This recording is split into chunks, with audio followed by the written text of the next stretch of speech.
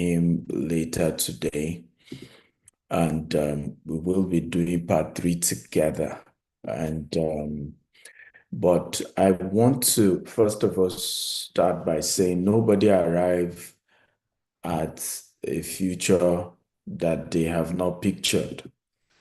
Let me say that again. Nobody arrive at a future they have not pictured. And that's the reason why goal setting is important, because you need to first of all picture where you're going, right? And be sure that you know where you're going, you have a picture of it, you're comfortable with the dream and where you're going. I know some people don't believe in goal setting, and some even give religious reasons for it. And I've always argued that when you look at the scriptures, for those of us who are Christians, you see the statement about write the vision down, make it plain that he may run that readeth it. So there are scriptural backups on the need to write a vision down. Okay. The rule is that you write it down, then you keep presenting it to God. Okay, this is my desire, and then you keep praying, and God will keep giving you ideas, some that you may need to drop, some that you may need to adjust, some that you may need to go ahead with. But to think that you don't need to have a plan is to say that the God who created you, okay, did not put deep substance in you. There's a statement that my mentor always say that God gave us brain so that he can rest. Can everybody help me type that? God gave man brain so he can rest. So God expects you and I to be able to think things through. By the way, I would love all of you to put on your videos. Those who are used to my classes, they know those are my rules. Your video is on, because I'm checking each of you as I'm speaking. I'm checking whether you focus, you concentrate on my class. I'm never big about the crowd, and particular about the right set of people who value what we're teaching, who are ready to use what we're teaching. So I'm a very strict teacher. Apologize in advance, but I love my videos on. I check my student. I'll check that they're focusing on me. This is barely a 2-hour class, and putting all your attention to this would be appreciated, because for me, it takes a lot to put these sessions together. Whether you pay me or not, it cost me a lot to create the time to put this together. So I want to be sure that you take me seriously. And I think we talked about that very much in the last session, talking about the place of honor and how you network with high net worth individuals. When I meet high net worth individuals, and I want to say this so that I'm teaching you one of the secrets that I've used, you want to show them and prove to them that you honor them by concentrating, right? No distraction. If you see me with Bishop Boyedepo, having meeting with Bishop Boyedepo, I'm not touching my phone. There's no distraction whatsoever. It's just me and him having those conversations. Nothing is distracting me, right? And it's one of the ways I show that I honor you. When you see me and Dr. Cosmos, I've had several private sessions with Dr. Cosmos Maduka. Nothing. And even as I speak to you, my children are here, my wife is here, I'm locked up in my office. Nobody can distract me. And what am I trying to do? I'm trying to prove to you that I honor you, I respect you, and I'm not being distracted while trying to teach you. I hope that makes sense. So I appreciate that you put on your video. Now, if you can't put on your video, you can exit the Zoom meeting and you go watch on YouTube the replay, or you can even just go and link on YouTube. But if you're in my class like this, I want your ultimate attention, okay? So we focused last time on a couple of things, and I'm going to do a quick recap on what we looked at the last time. And I gave you guys an assignment, and I'm going to be asking for my assignments today. And those of you who don't have my assignments, okay, there will be consequences. Maybe you will buy me lunch. I don't know. We'll fix what the assignment is. Or you have to feed, 10 orphans. We're launching a food bank. And so we'll find out something you have to do as a punishment. Because the recordings were also on YouTube, so you could have gone to watch it all this while. So let me just do a recap quickly before we get into today's session. What did we look at the last time Dr. Stephen, we were here? Okay, what were the things we looked at? So in part one, I'm going to get into, I have a couple of things I'm doing. I'm traveling heavily next year, Canada tour, but I'll talk about that shortly. But let me quickly share what I discussed last time. So in part one, we took our time to discuss how successful people have goals. All wealthy people you see, all successful people, they have goals. They write it down, including your bishops, your pastors, your imam that are very successful. They have goals, right? And we talked about that. They also talk about their goals, because one of the ways to be held accountable is by sharing your goals. So I remember Bishop Oyedepo sharing one of the educational goal for the ministry many, many years ago. And I discussed with him a few weeks ago. And I remember asking him, I said, I think your goal was to have 12 universities. Only two are running right now. And he said to me, oh, don't worry, two more are starting in some African countries. And he gave me some of their names and was able to give me a breakdown of what is going on in that area. So you see that great people, they don't just set goals, they share it. So that people who also hear it becomes your accountability partner. Am I making sense at all? Because here was I think that goal was shared 7 years ago. And then here was I 7 years later, asking him, or either 7 years or 10 years ago, asking him, hey, what's the update about this goal? So you set the goal, but you also share the goal. I was discussing with Dr. Cosmos, he was sharing with me, he said, I have my 25-year goal at 65. At 65. And he was still sharing with me the constraint of why some of those goals he has not pursued them. And I'm like, are you kidding me? So some of us are younger than 65, okay? And we don't have clear-cut goals. We don't also discuss those goals. We also discussed in part one how you need to overcome the phobia that if you share your goals, somebody will steal it. If you share your goals, some witches from your village, because most of us are Africans, are going to prevent your achievement of the goals.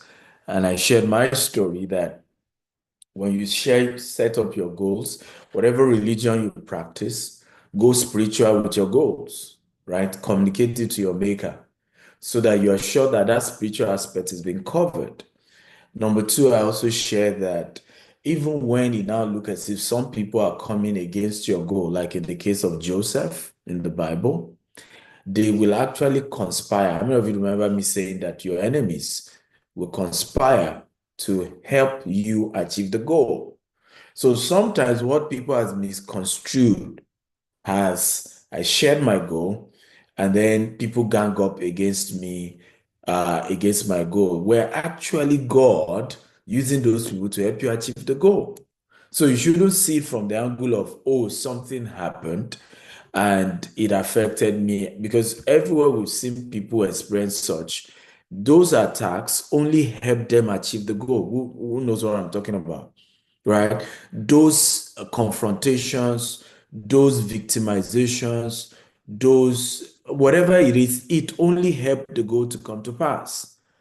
I, for example, am an example of somebody who has faced vicious attacks, behind my back. I mean, people have come against me as though, and sometimes what hurts me the most is some of these people, I don't even know them. We don't even have relationship for them to hate me that much. I was still with a pastor some weeks ago, and was sharing me, said, Dr. Stephen, the gang up against you is so much, it's so huge, it's so high. And I smiled. I said, the kind of destiny I have, The more they gang up, the higher I rise. It took me a while to understand it, but as soon as I understood it, I no longer bother myself.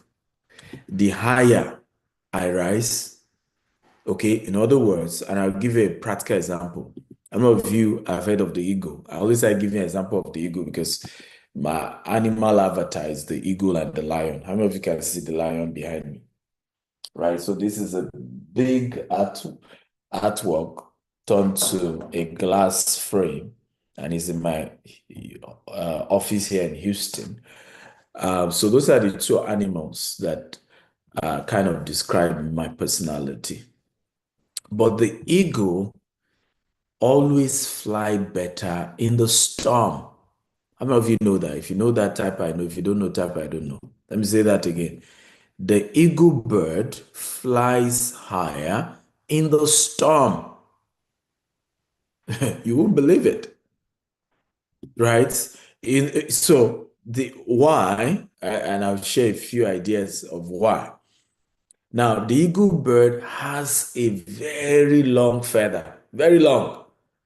The feather is so weighty that if the eagle bird flaps the wings too much, it gets tired. Everybody, are you hearing this? To flap the wing, because it's so heavy, if it keeps flapping the wing to keep flying, it's so much work because the wings are long and heavy. But guess what happened? In the midst of the storm, right, what happened is that the eagle doesn't need to flap the wings. It just needs to stretch the wings, and then the storm comes and just carries it. So it's the best time for the eagle bird is when there is heavy storm because I won't need to flap my wings. I won't need to stress. So I have realized that each time people come against me, they, particularly the media attacks, I get oftentimes the articles, somebody sent me one article somebody wrote, and very, very, damaging article. What I eventually realized that they do free marketing for me. Now, our company this year, 2024, has spent over 1 billion Nigerian naira on marketing alone, right? On marketing alone. Whether we're paying celebrities, we're doing paid advert online, TV adverts, and all of that. Now, do you know some of these crises or stories sometimes is equivalent of 50 million of Nigerian naira, right? In other words, to get that visibility, you need to have spent that kind of money. But somebody will just give it to you for free. Because mind you, not everyone who hears bad thing about you will still not investigate. Who knows what I'm talking about? A good number will begin to then research about who you are. And then suddenly they discover that you're a great person. And down the line, many eventually do business with you. So stop being worried about, when I share my vision, some attacks started coming. I promise you, all those attacks will only lead to your greatness. So we talked a lot about that. We also shared clearly about the short-term, mid-term, and long-term goals, that you should divide your goals into those three categories. We also mentioned that you should have personal goals, spiritual goal, business goal, financial goal, career goals, and family goals. And then today we want to go further into strategic goal segmentation. And we have what we call macro goals and micro goals. Macro goals are bigger, micro goals are smaller. And you must, be able to have that. Your macro goals are long-term, high impact objectives. They are moves that you make once and you shake everywhere. Okay? And you must have them. And you must have the micro mini ones. They all are important. Sometimes we only focus on the macro goals, the big ones. But guess what? It's a little drop that makes the ocean, right? Micro goals are also very much weekly, very much monthly, and we briefly talked about that in part one, but you must have them. And then we also talked about the fact that you need to have your 2025 goals. How many of you did your 2025 goals? Can you comment in the chat box if you've done your 2025 goals as I instructed? Okay, then how many of you then did a 5-year goal like I instructed, and then a 10-year goal like I instructed? Let me see those of you who obeyed the instruction of your business prophet. Okay. So, okay. Okay. Somebody, Matutu has a gift from me, right? Matutu will be the first to get my book that me and Dr. Cosmos are writing called Scaling Business with Integrity. And I'll tell you why. Not only did Matutu do his goal, he sent them to me. Can everybody clap for Matutu, right, from South Africa, right? The rest of you, including Dr. Talabi, you didn't send your goals to me. My eyes on you, Dr. Talabi. 2025, my eyes on you. Okay, you didn't send me your goals. Um, we agreed that you guys are going to send me the goals. I'm going to review those goals. I didn't see for many, and that is not acceptable. Okay, so you will be the first person in the world to get the 2 new books.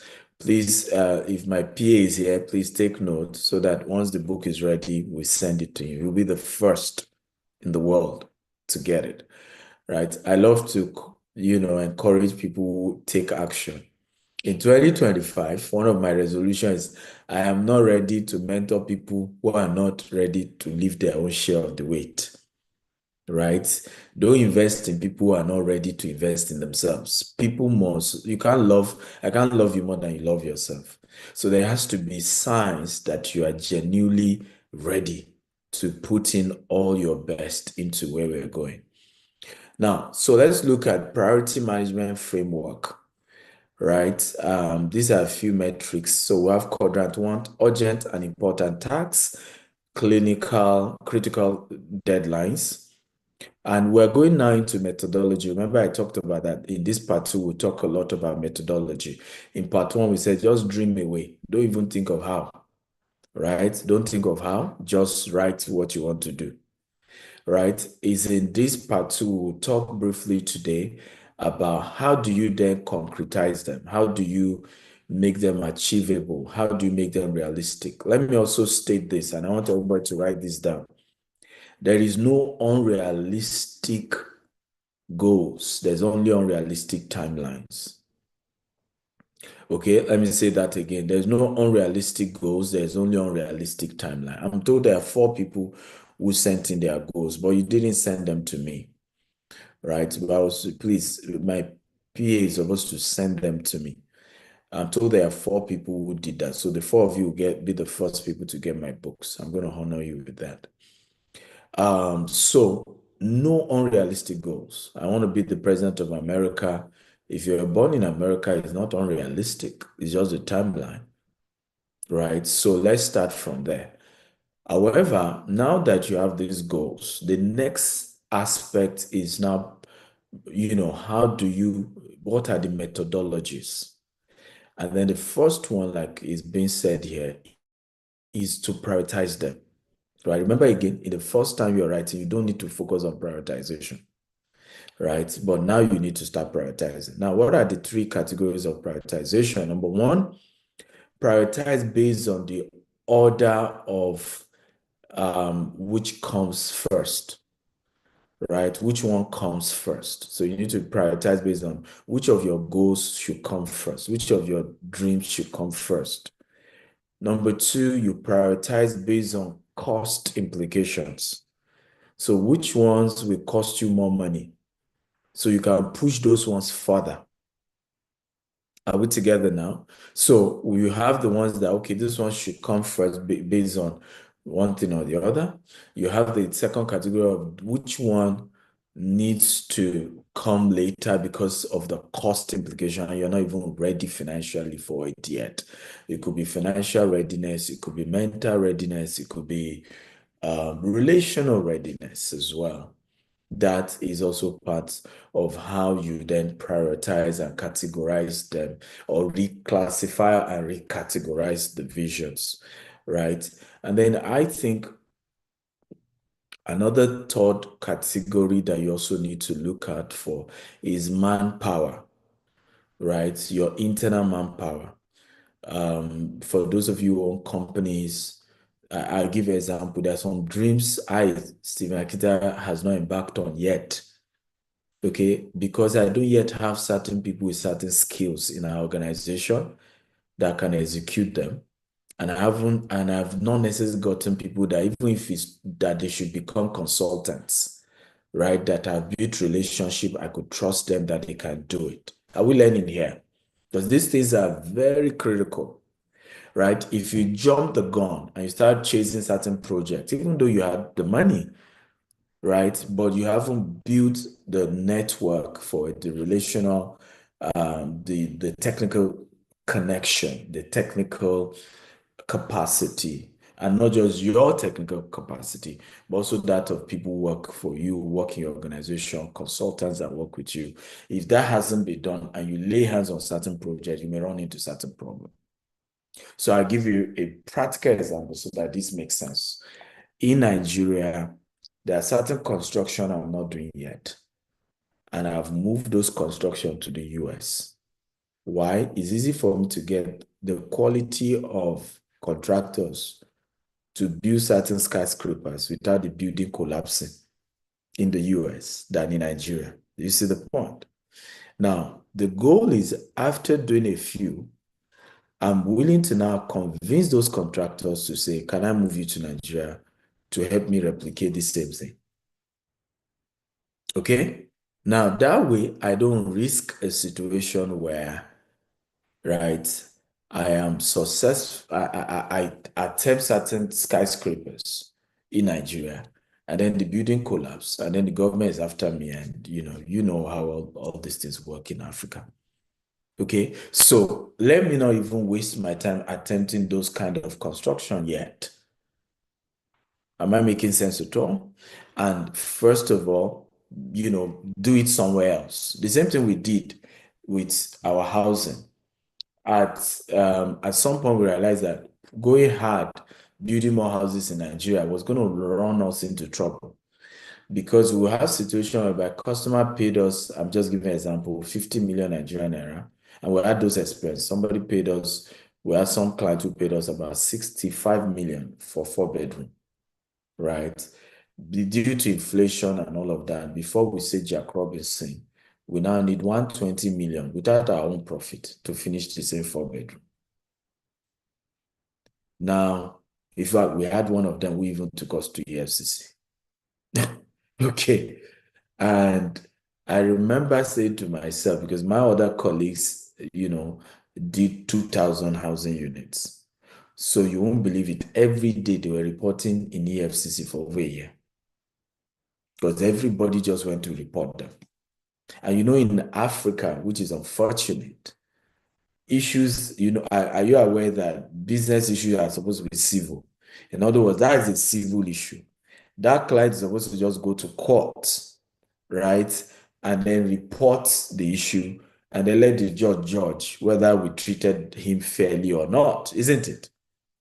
But in Africa, we use the institutions, EFCC, police, all of that, okay, to go after people on civil cases. That is just two business dealings. And then media then jumps on it and then you want to spoil their reputation. So our organization will have been in big trouble right now. If not that, what did I do when I noticed that problem was about coming?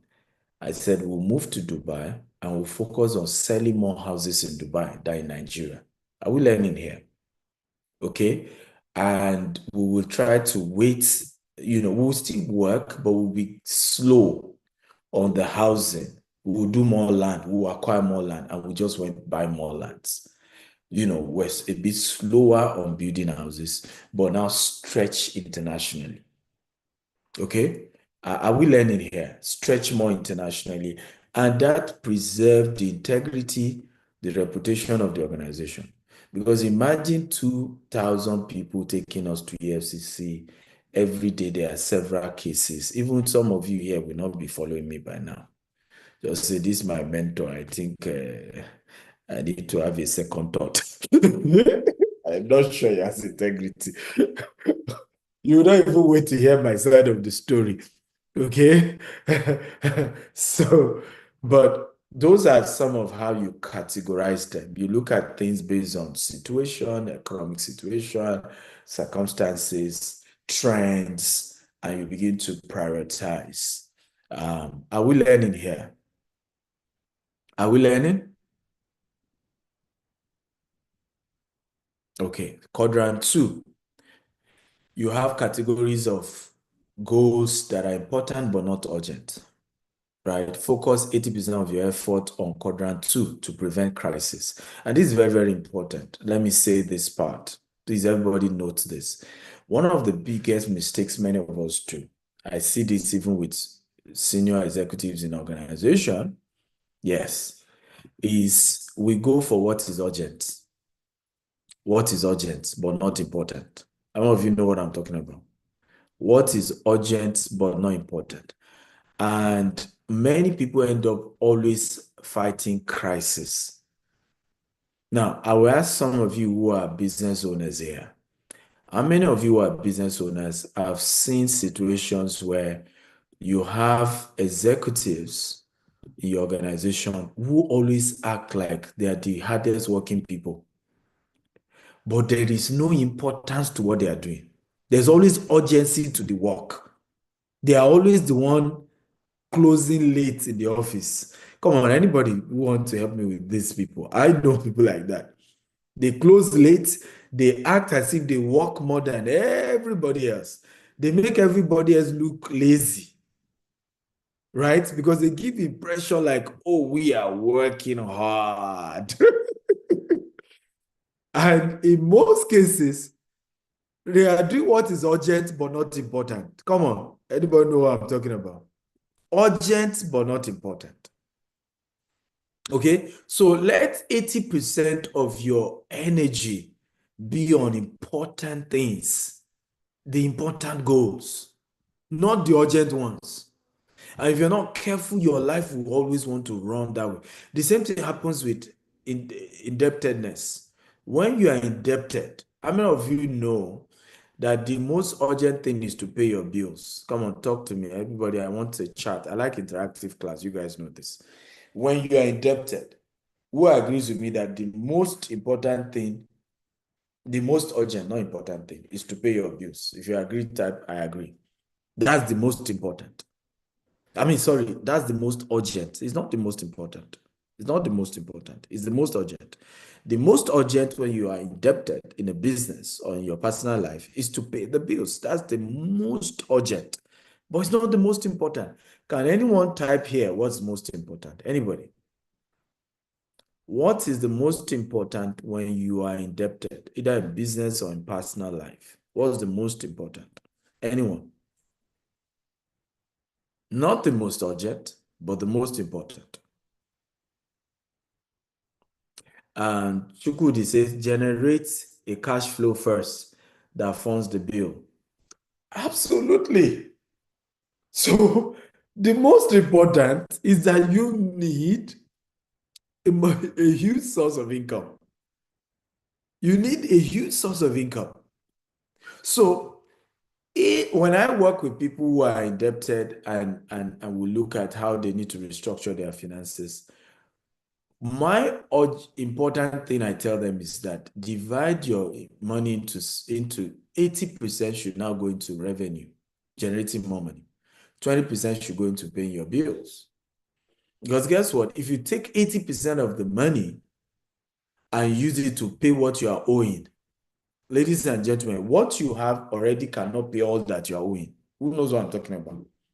In fact, in some cases, the money you have at hand is less than 10% of what you are owing.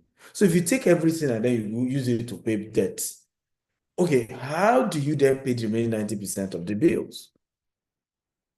So it's better. I still did this with one of our subsidiaries that were running late on paying their investors, right? So I said, you know what? Here is what you will do. Tell every investor to give you another 1 month. Some give you 2 months before, and pause all payments. Pause all payments. Now go heavy on revenue generation. The little resources you have, pump it on generating more revenue. And then make sure the new deadline, you do not fail. Right? You do not fail. And so, of course, the pressure then started coming. All those they were owing started calling. I need my money. Oh, you people are feeling, hey, woo, ah. So I said, face the pain one time. Okay? One time. And then go heavy on revenue generation. Guess what? Their next payment is in January. And they already have more than 50% of the money they need to pay now for January deadline. Okay? But if you follow the rule of, let's just, the little we have, just pay it, pay it, pay it, just avoid the issue, which is what we often do.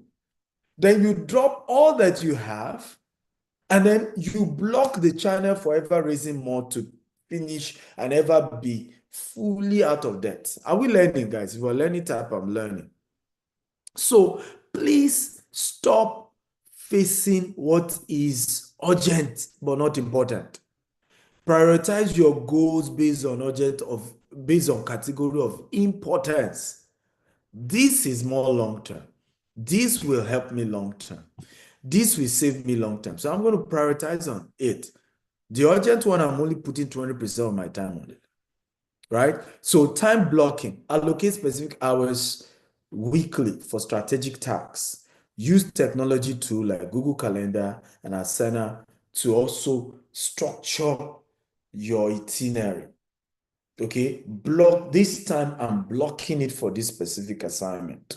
For meditation, and for many of you who are business owners here, you need to spend more time meditating, guys. I've spent the last 1 week now in the US. I'm just meditating, just thinking. That's the priority of what I've done. I've had fun with my family and think.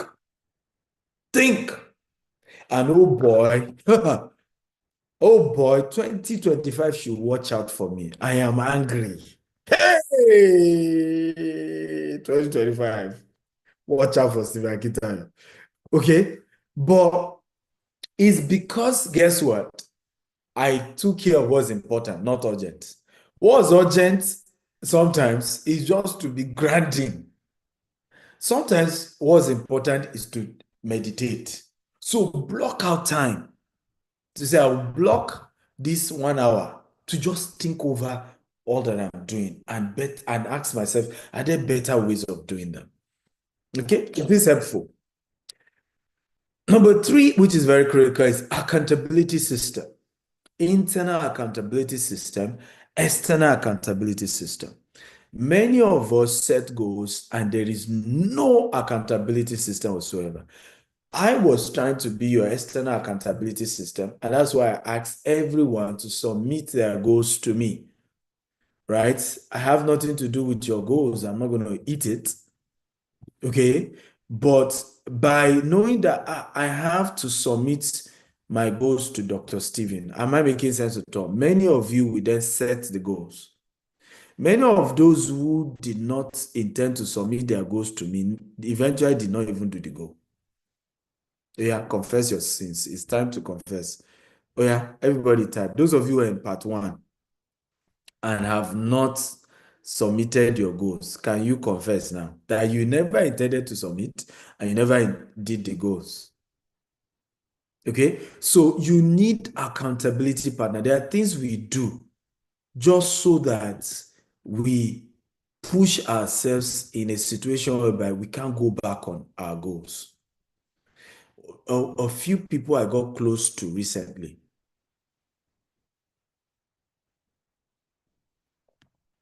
Okay.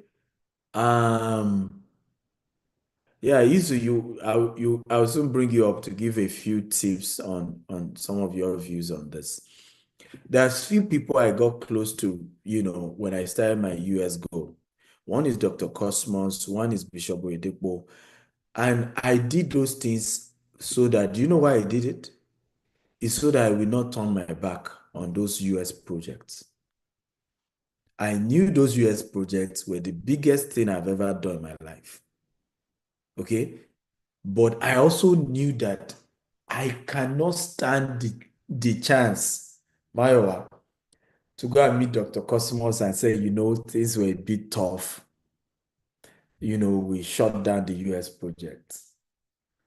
Or go and meet Bishop Oyedepo and say, something, we'd rather die there. Okay. It must be done. So you must attach certain relationship. There's certain relationship you build just for accountability. That this kind of person I can, and you go and you start that relationship by telling them certain projects you want to do. Am I making sense at all now? Are we together now? And those people holding you accountable make you to know that I can't turn my back anymore. We keep going. We'll face setbacks, we rise up, we move. We face setback, we rise up, we move. But that we will turn our back, that we will not do it again. No, we have to keep going. Are we learning at all? So I want to ask you guys, right here, I want you to type 2 or 3 people, right, that are very dear to you, that you don't want to put to shame, that you want to turn to your accountability partner in 2025. I want you to write their name. That you will practice this on, because this is useless if you are not going to practice it. Okay? It's useless. If you're not going to practice what I'm teaching you, then don't bother. You shouldn't even be here. So write down 3 names. I don't need to know them. People that are important to you, people that you may just, they may be people from afar, you've not really gotten close, but you will now go close to them. And the major thing you will discuss with them is certain goals, okay, that because you've discussed those goals with them, you won't be able to turn back on those goals. You have to keep going till you achieve it. Okay, Benjamin says, my mother, she suffers so much, and I want her to witness excellence. You see, so beautiful. Matutu says, stout. Lati, I'm not calling the person's name right, Dr. Stephen Akintayo and Dr. Kwak Sueve. Okay, good. Aremu said Dr. Stephen. My Stephen is with PH, not with V. Reverend Deji Olabode, my wife. Oh, nice. That's good. Temi says my accountability partner for 2025. KTMASC. This the way you put these things in a code, Tammy. The coded way you did your own. Don't want us to know who these people are. Dr. Talabi says, Dr. Steve Akita, my wife and my brother. Okay, good. Right? So, everybody, 2025, God no go put us to shame. And I'm with you on that, right? But we must all make moves that, I know we are being vulnerable, taking some decisions, right? And I'm encouraging you to be vulnerable here. But I promise you, it's going to go a long way in helping you, right? Because some of these things we just make you know that, I don't want to disappoint these people. And I have to keep going. No matter what I'm facing, I must come back to these people with results, with tangible proof of success, right? And it's very important to do that. Very important to do that. So internally as well, set up certain accountability partners, right? Internally. Internal accountability partners could be your wife, your siblings, your executive assistant to say, my PA, make sure I don't eat breakfast until I write one chapter of my book every day. I'm just giving an example, right? Those are internal people that can help you. Technology we've mentioned as well, right? You want to have internal people too. So you have external people, you have internal people, right? Your spouse, so leverage on those things, but make sure goals are not going to be achieved without accountability partner. I'm telling you the truth now. Hardly do they get achieved without internal and external accountability partners. Number four, leverage resources for efficiency, right? Technology automation. For example, one of the things we are doing now is digitizing our land. So we started that process. I think they are finishing this week.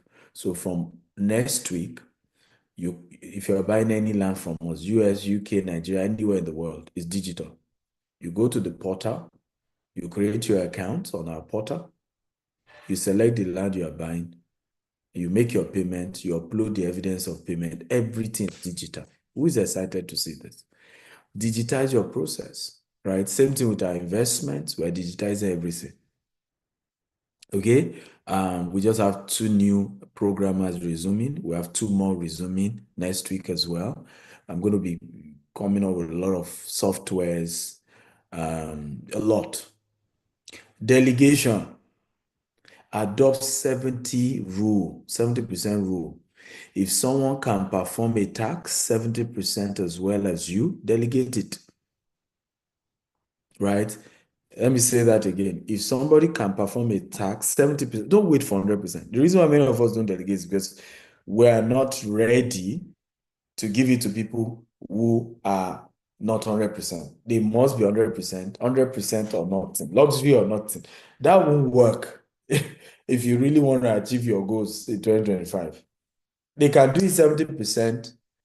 Yeah, let me now use some of the energy to supervise and keep putting pressure on them until they get better at it. Okay.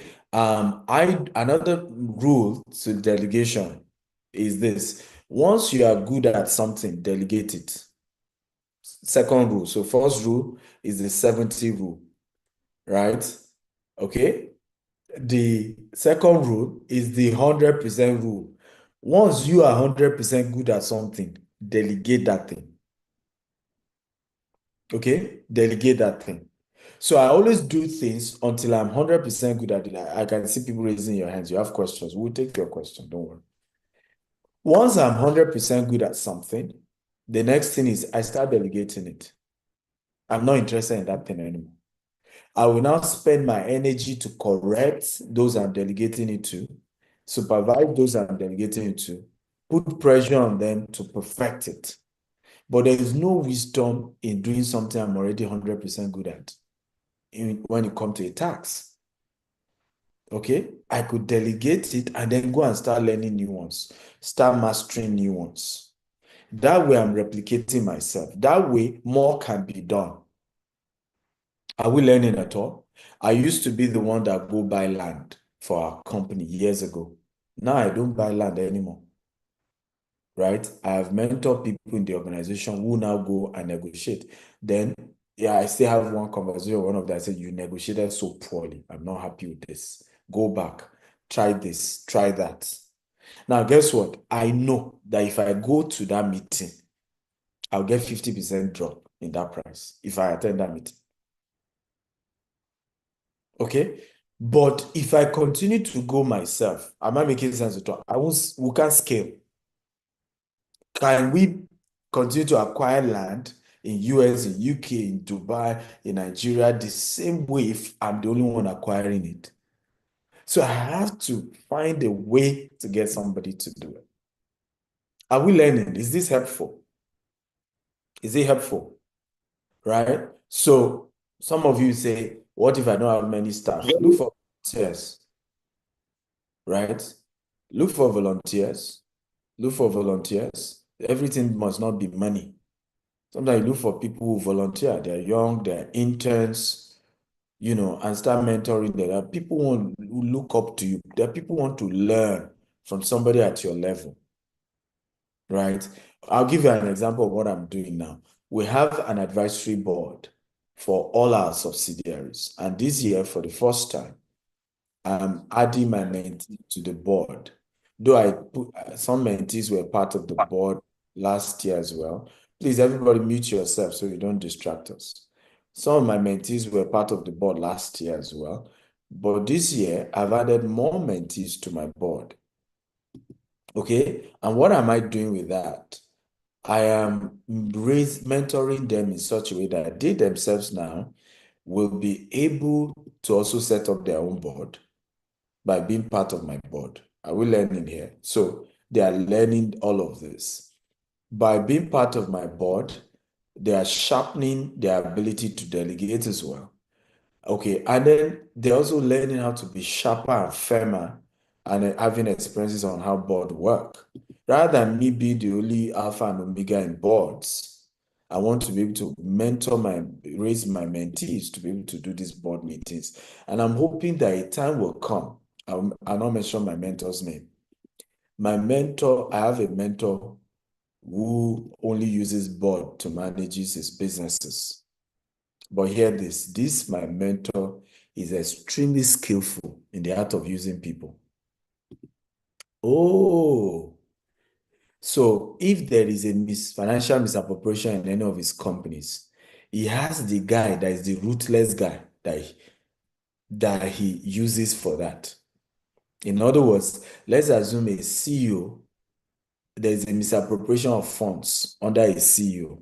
Whether it was the CEO that did it or it was somebody else that did it, he has a guy that's his job. He comes in and literally takes over. He becomes the pseudo CEO. And he will so discipline that CEO that if the CEO ever gets freed and is not indicted in that issue, he will never be like Kadesika again. That such a thing will happen under his watch. So he's so raised so many of his mentees. Are we learning? For learning type, I'm learning. He's raised so many of his mentees that they are now so good. And they too, they're happy because they're also able to use those skills that he discovered in them for themselves too. So for example, if I'm able to discover, I'm just giving an example, that Dr. Talabi is my go-to mentee when it comes to auditing, right? That he himself did not even discover that he has that dimension because his company is not as big as what we're doing at GTEx Holdings, Abi. Now, in the course of making him a member of our advisory board, gradually he discovered he's so good at being detailed, at being able to check and discover fraud and fix things like that. Then I'm able to keep using him anytime I have such an issue or challenge in any of my boards. But at the same time, he's also able to use it for his own businesses too. So it becomes a win-win. So delegate. Everything is not about money because sometimes we're always thinking about money, right? So the reason why we're not delegating is to say, oh, the person is not my employee. Okay, but you have people who look up to you that can say, mentee, come. I need to do something. In exchange, me too, I'll give you more time to help your business grow. Okay. Number 5, as I begin to wrap up. I hope this class is helpful. Okay, number 5. Measuring success. Measuring success. I think it's very, very important to defining the KPIs for 2025 goals, key performance indications, or index, or indicators. How do I measure that 2025 is a success? You have to list out the things to use to measure it. I'll give you an example. Some of us don't even know how to measure success in marriage. For example, okay, but we need to list it. What will I use to measure the success? Right? What will I use to measure the success? And it's very, very important. I, for example, realized many years ago that aside, of course, there are a lot of things I will teach my children, but one of the major things I want to teach my children is to be hardworking, is to face their business. No matter how rich, their father is that they must build a culture of hard work. And I realized that the best way I can do that is not by stories, it's by them seeing me every morning. Many of them wanted to greet me now, they've seen that daddy is at work again. Right? Show them, don't talk it, show it. And I then realized that the culture in my house now, the kids, and kudos to my wife, they wash the plates, they sweep the house, they do chores. The youngest is 8, the oldest is about, will soon turn 12, so it's 11. But they're joy and they're glad to do chores. It's not the one that they are frowning their face. Because they could see that everybody is busy, everybody has work. Mommy has work, daddy has work. So where are you copying your own that you are being lazy? I don't have a single lazy child. One likes more fun than the other. My first son likes enjoyment, right? He's a king of enjoyment, but his culture of service is exceptional. He will bring food to me. Daddy, here's your food. I need to eat. Do you need water? His service culture is exceptional because he learned it and we showed it. We showed it. So you must have a way you want to measure real-time tracking.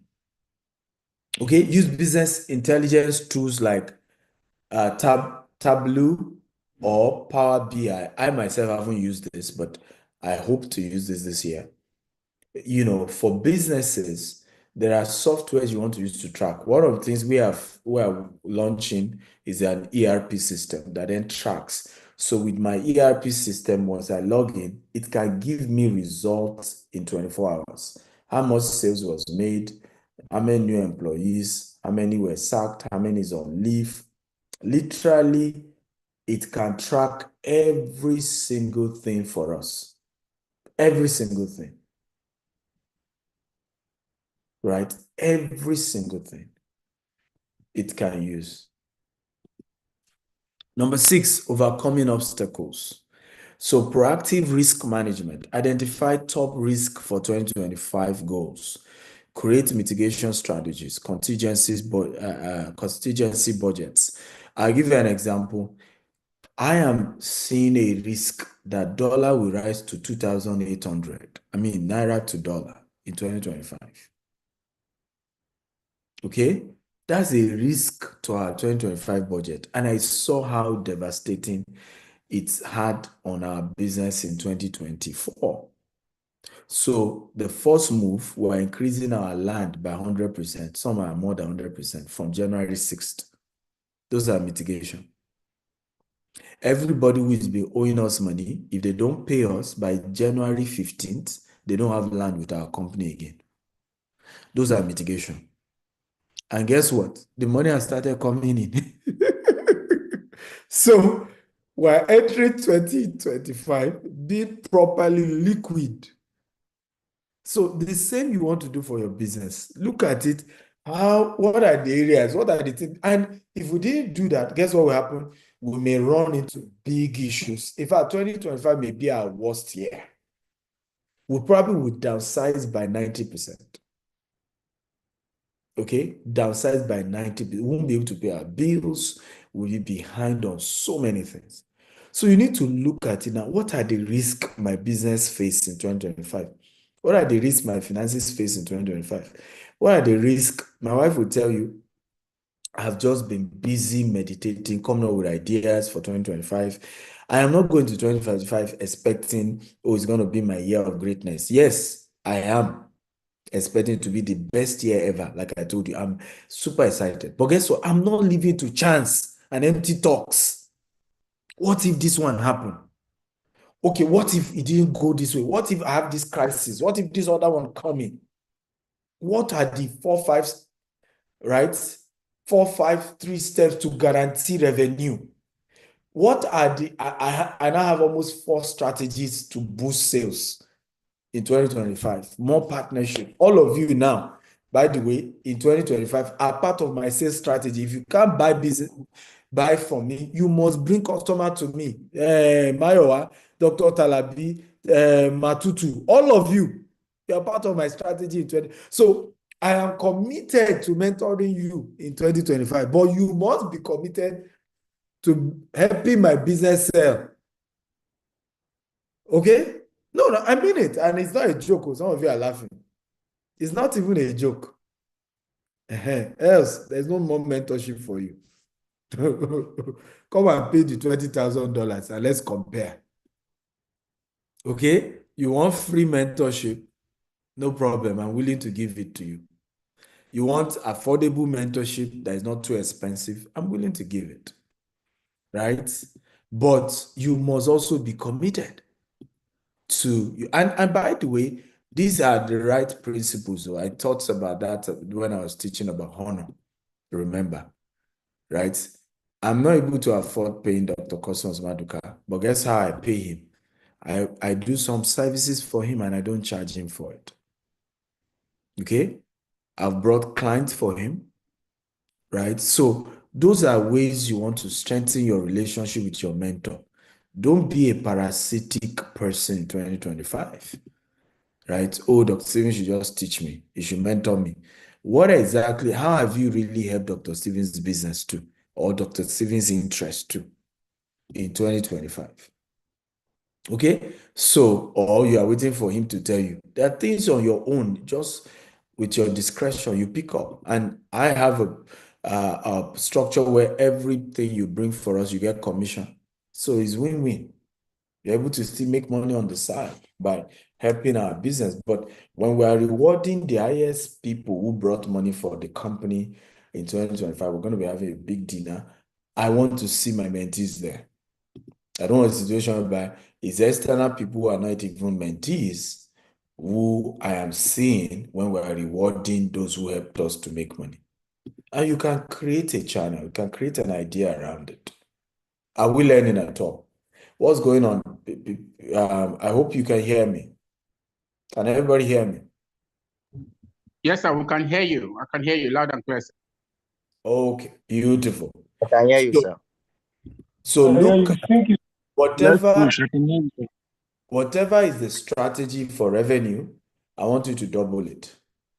Whatever are the strategies to mitigate risk, I want you to double it. Don't just have one strategy. So mindset shifts, embrace failure as feedback. Please write this down. Everybody should write this down. Embrace failure as feedback in 2025. Stop hating failure. Stop hating it. Me and I think Tammy were still discussing this yesterday. Me, I'm ready to fail. I don't have a problem with failure. Okay? The only thing is that once I fail, I pick myself up and I'm ready to go at it again. Because the worst thing you would do to yourself, guys, everybody hear this, is when you fail and then you start sulking and then create a pity party. Everybody come and see me, I fail. Help you. The reason why people don't know when I fail or I succeed is because I don't do pity party. Oh, we had a setback here. Let's move on. Let's move on. Let's go. Let's go. Oh, there's a challenge here. Let's go. Some of my deals here in the US, I mean, me and Tammy were still discussing yesterday. I had to go back to some of my partners. I'm sorry, I was supposed to pay you this. Some people have to pay some huge money. Somebody I was supposed to pay $3.3 million by the end of January. I have seen that I won't be able to meet up. I have had to do meeting with him. That's part of mitigation. I'm not sure I can meet up paying you this 3.3 million in January. We've agreed now, technically, verbally, that he's willing to go till April. Isn't that better? Why wait till January before I tell him? And I say this to even our CEOs, our MDs who work in our GTech subsidiaries. Sometimes we're just scared to confront our fears, right? Yes, we fail and so what? And In some of those days, I was willing to walk away. I told one of them, I said, look, if this doesn't work for you, no problem. I'm willing to walk in. The man said, no problem. I'm willing to take the chances. Let's continue. So embrace failure as feedback. Stop hating failure. It's one of those things, you move on. You figure another way. Then number 3, practice gratitude. Okay, and visualization daily. So I'm giving you an assignment, number 1 today. I want everybody to write down the thing they are grateful to God for in 2025 and send it to me. What are you grateful to God for in 2025? What are you grateful to God for? Okay, write it down. All the things you are grateful to God for. I'm grateful to God for this. I'm grateful to God for that. I'm grateful to God for this. Write it down. We are too busy writing goals, writing what we want. How about thanking God for what He has done? There's so much God has done for you and I. And gratitude is powerful. It's a powerful tool. There's nothing that has helped me in success in life than gratitude. Listen, particularly end of year, the devil has a way of just making you see what you have not done, what has not worked, what didn't work, right? Practice gratitude. Practice gratitude. Think back. Begin to make a list. Everybody, gratitude list assignment. Gratitude list assignment. I want everybody to write it down. I'm going to write out my gratitude list now. Everybody write it. Every single one of you write it in the chat box. I will write my 2024 gratitude list. And I'll do it today. I don't want to do it today. I don't want to wait till 1st of January. Write it. I intend today to do mine as well and bring my family around my office. I'll do a video while I'm writing and I'll ask each of my children to write their own too. What are you grateful to God for? Enough of what God has not done, right? Oh, I wish I spent more time with my husband. In 2024, my husband did not even have my time. How about those that their husband died in 2024? Maybe your husband needs to be alive for you to be talking about whether you spend more time with him or not, right? Same thing, with you, the husband too. Oh, how I wish my wife is this. Okay, your wife is alive. How about that as a gratitude note? Alive, did not even fall sick, did not die. There's no cancer. How about that for gratitude? Okay, how about that for gratitude? How about that for gratitude? So you want to write there's power in writing because you are writing what you want for 2025. How about what happened in 2024? Making a list of it and showing some gratitude around it. For me, I'm grateful. There are things I wish could be better, but I'm grateful. I'm grateful. So let's go celebrate it. Reinforce positive behavior, even with your team, with your family. Positivity, inject it, boost the team morale and engagement. Okay, small win, acknowledge small win, tell people to be grateful. Something happened in our company. I think I approved a bonus. It was just a token bonus. I didn't say any big deal to the token bonus. And our group COO insisted that every staff publicly thank the management for that bonus. Okay. And I think we all as leaders must start teaching our people this. Even your children, tell them to say thank you. You don't know the harm you are doing to people when you build a species of people around you who are not grateful. Even if they are faking it, let them be acknowledging gratitude. You see, very soon they will be used to it, right? Fake it till it becomes natural. Even if you are forcing them to be grateful, keep forcing them. Very soon it will become a natural thing. Years ago, my wife started that thing with our children. So go and thank daddy. Daddy just paid your school fees. Go and thank him. Today now, it's quite natural for my children to just be grateful for everything I do, right? It's become a culture. Number 8, action plan for 2025. So again, break down your 2025 into first quarter and then kickstart your first priority project. Conduct strategic retreats with your team, right? And align your goal. On the 20th of January, we're meeting as a board in our company. We're reviewing 2025 budget. We've done a previous meeting in December. We're doing a finalized meeting again. We're aligning the budget, perfecting everything. Okay, you can do a 90-day challenge. Set aggressive yet achievable target for the first quarter. Incentivize the team for exceptional performance, right? So just boost everybody. I'm about to announce even for our team some of the aggressive, growth we want in the first 90 days. And those who achieve it in 90 days, so start it heavy. You see, an object remains on a state of rest until force is applied. Is that not true? 2025 is an object. You need to start with heavy force. Push it hard. This is the reason why I don't do heavy spending in December. I don't dirty December. Because if I dirty my December, who will clean my January? Right? I'm very conservative in December. Okay? I'm very conservative. I try to spend less because I know that I need to start the new year with muscle, with enough capital.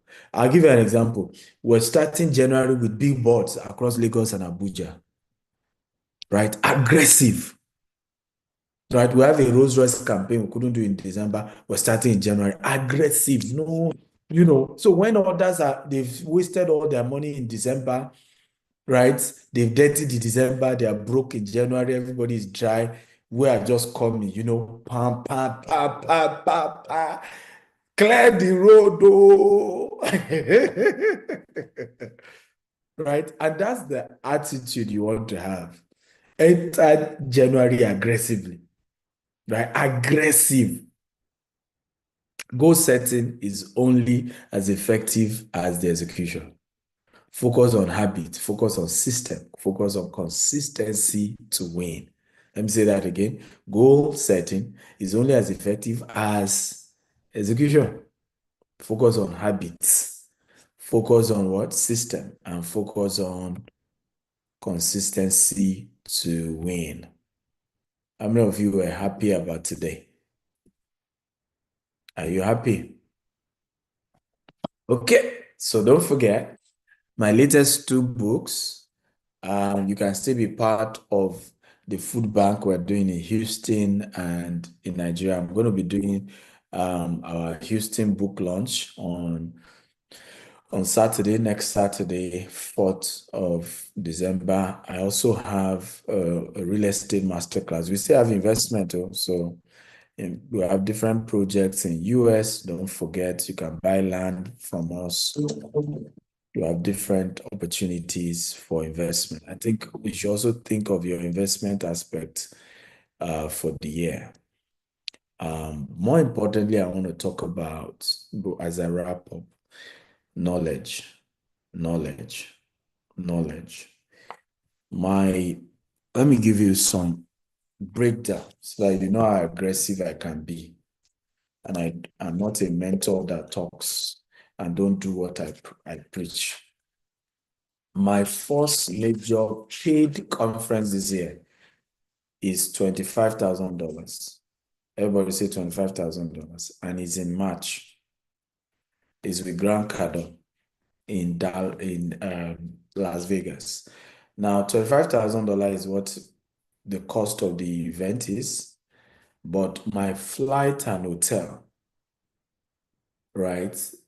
I can categorically tell you at least over $30,000 will go on that. In May, I just gained admission to Harvard for Founders Program, and that is another $150,000, though it's a 3-year program. We already have 180,000. Okay, I already have lined up a list of guests that I'm going to be hosting in 2025, and I'll have to also pay. What am I saying? In 2025, I'm going to be spending not less than $500,000 on speaking engagements. I'm talking of hosting speakers who are either training me and my team, on my own personal conferences and developments. This culture of wanting free coaching, free training, it will not take you and I far. You see, when you pay attention. Everybody write it down. When you pay attention. Can everybody write it down? I want everybody to type it in the chat box. When you pay attention. Some of us spend so much money on training because we know that when we pay, we'll pay attention. Right? So I'm doing a Canada tour. I'm not sure they've updated this. I told you to give me an updated banner. Is it updated? So Vancouver is 19th of February. Calgary is 22nd. Alberta is 1st. Montreal is March 5th. And Ottawa is 8th. Winnipeg is 15th. Quebec is 22nd. Also, you don't want to miss this. If you want to sell for us this year and you own a brokerage firm that guy is selling our property in US, you don't want to miss this event. It's going to be a great time. We also have our annual Global Believers Conference. I need volunteers for these events, 100% virtual. And we'll have some very fantastic guest speakers this year. I mean, it's going to be amazing. But we need volunteers. We do all of these events. Many of you are my mentees. I need you to volunteer this year to help us coordinate anchor sessions, promote it, invite guests, because it doesn't make sense for me to spend so much money putting together conferences and at the end of the day, the attendance does not match up. I don't think it's right. Okay. We also have the Business Growth Masterclass. This is my new baby. I don't know why they didn't put the one for Abuja here. So we have for Abuja, we have for Lagos. We are no longer doing physical class for real estate investment masterclass. It's now an online program. The physical program we now have is called the Business Growth Masterclass. And the focus is how people can grow their business to 10 digits, 12 digits, income business. And for me, the focus is to help businesses, irrespective of real estate. What works in real estate, you and I agree will work in any other business, right? And to start helping a lot of people grow their business. So this one you don't want to miss. People, you are free to travel all over the world. We're going to be hosting people. We'll partner with some hotels. You will lodge in quality hotel. We have dinner, we have cocktail, we have breakfast. We'll have black tie dinner to wrap up the event, networking with other high network people. So you don't want to miss it. Call the office today. Some of you later chat me up, who do I call? The number is on this flyer. Numbers of who to call. Email is there. We also have our Global Family Finance Conference, which is 14th to 16th of March. You want to volunteer? We have volunteer groups now. Please join the volunteer groups. We also have a Doha trip. We're going to Doha 16th to 17th of February. It's going to be huge. It's going to be mega. Guys, it's going to be huge in Doha. So please be there. So that's it from my end before we start taking questions. How many of you enjoyed the class? Was it really, really impactful? Talk to me. How did it go? Did I do well? Yeah, perfectly, sir. So amazing. Excellently. Give it to you, sir. You're welcome. God bless you richly, sir. Always God bless value. you for us. Excellent, sir. You're Perfect, sir. God bless. So for those of you who have typed question in the chat box, that's not the best place to type it. Just put it in the Q&A section. You see the Q&A box, and then you put your questions. So I have a surprise guest for us today. Is my very good friend of over 10 years and exceptional, management consultant. The last part of this, we're going to be doing together with him, and it's going to be January January 2nd. Please mute yourself. That will be January 2nd. We started a new company together, myself and him. And the goal of the company is to be able to help people. So the business growth masterclass, Izu will also be in those classes. It's going to be, he would look at while you are growing the business, how do you put a good management structure? So please put your hands together for Mr. Izu Uwama, CEO of Xavier. Come on, everybody celebrating for me. Okay. Even if you don't know him, if I say someone is my friend of over 10 years, at least you should celebrate it. But a good number of you know him. I will take your question very soon. Izu will just give us a few tips and we'll start taking questions. Yeah, Izu, go ahead. You need to unmute yourself. Yeah, I want to show you guys can hear me pretty well. Can you hear me very well?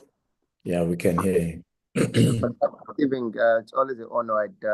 I listen to, and the gems you're giving is super amazing. So I'm not going to add a lot, just to portray some of the key things, because I was taking notes myself as you were talking, and it was important. I think that the important and urgent, I have a few assumptions. One of them is I assume that most people here are CEOs, right? I think one of the most important diagram I've ever seen in my life, you just spotted it again, right? The original name for that diagram, I think it's called the Eisenhower diagram or something. Urgent, people know it as the priority matrix.